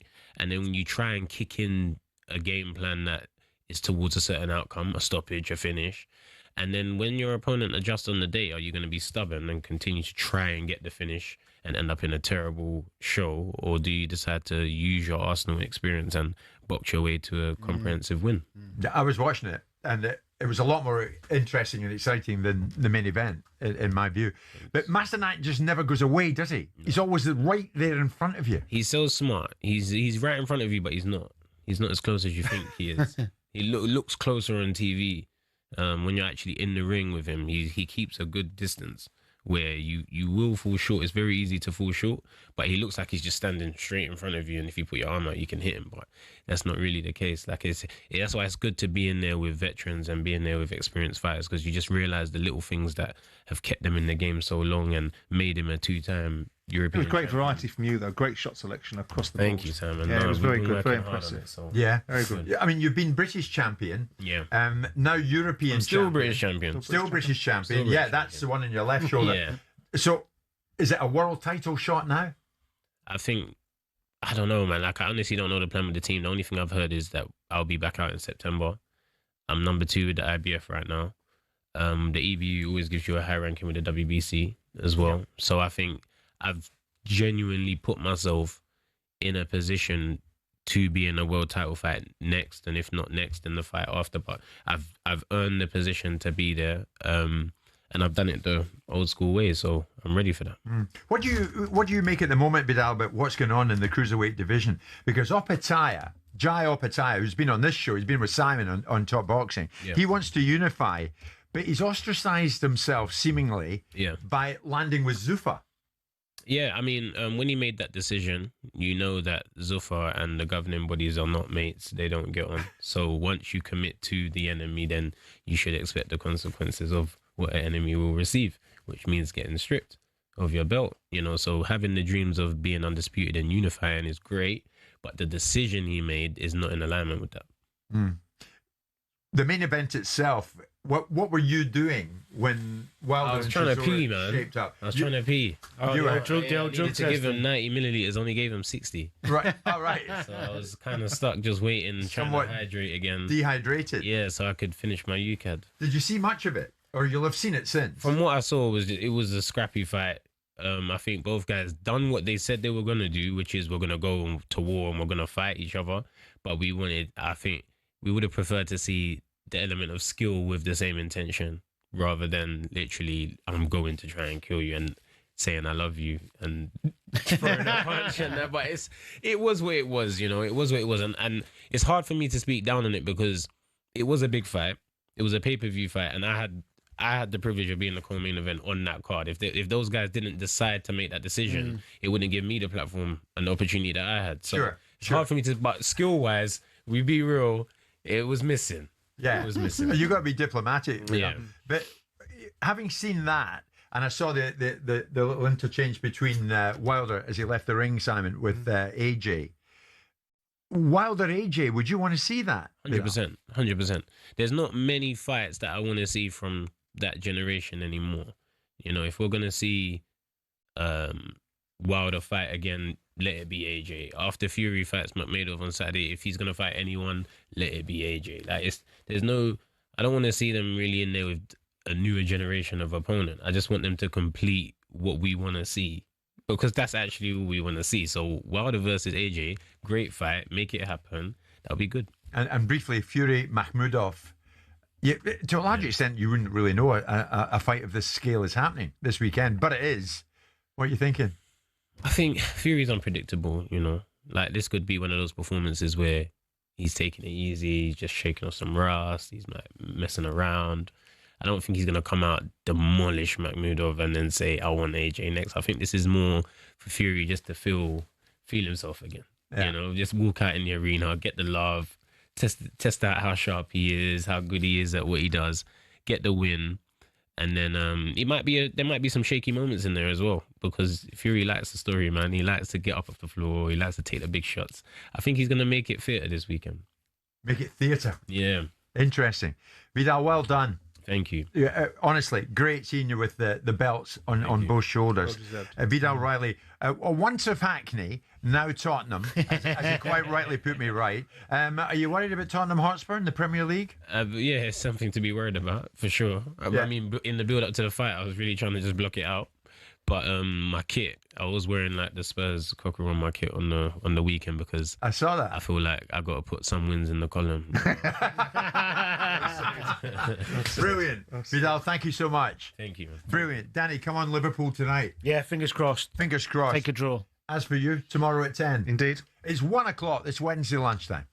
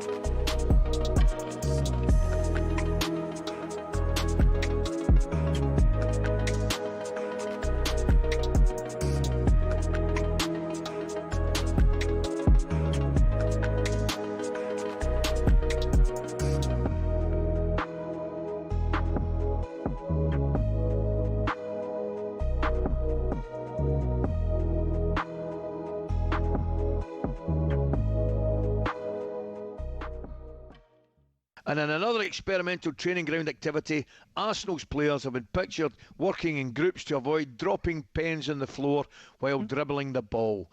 You'll see this on the screen now if you're watching the show.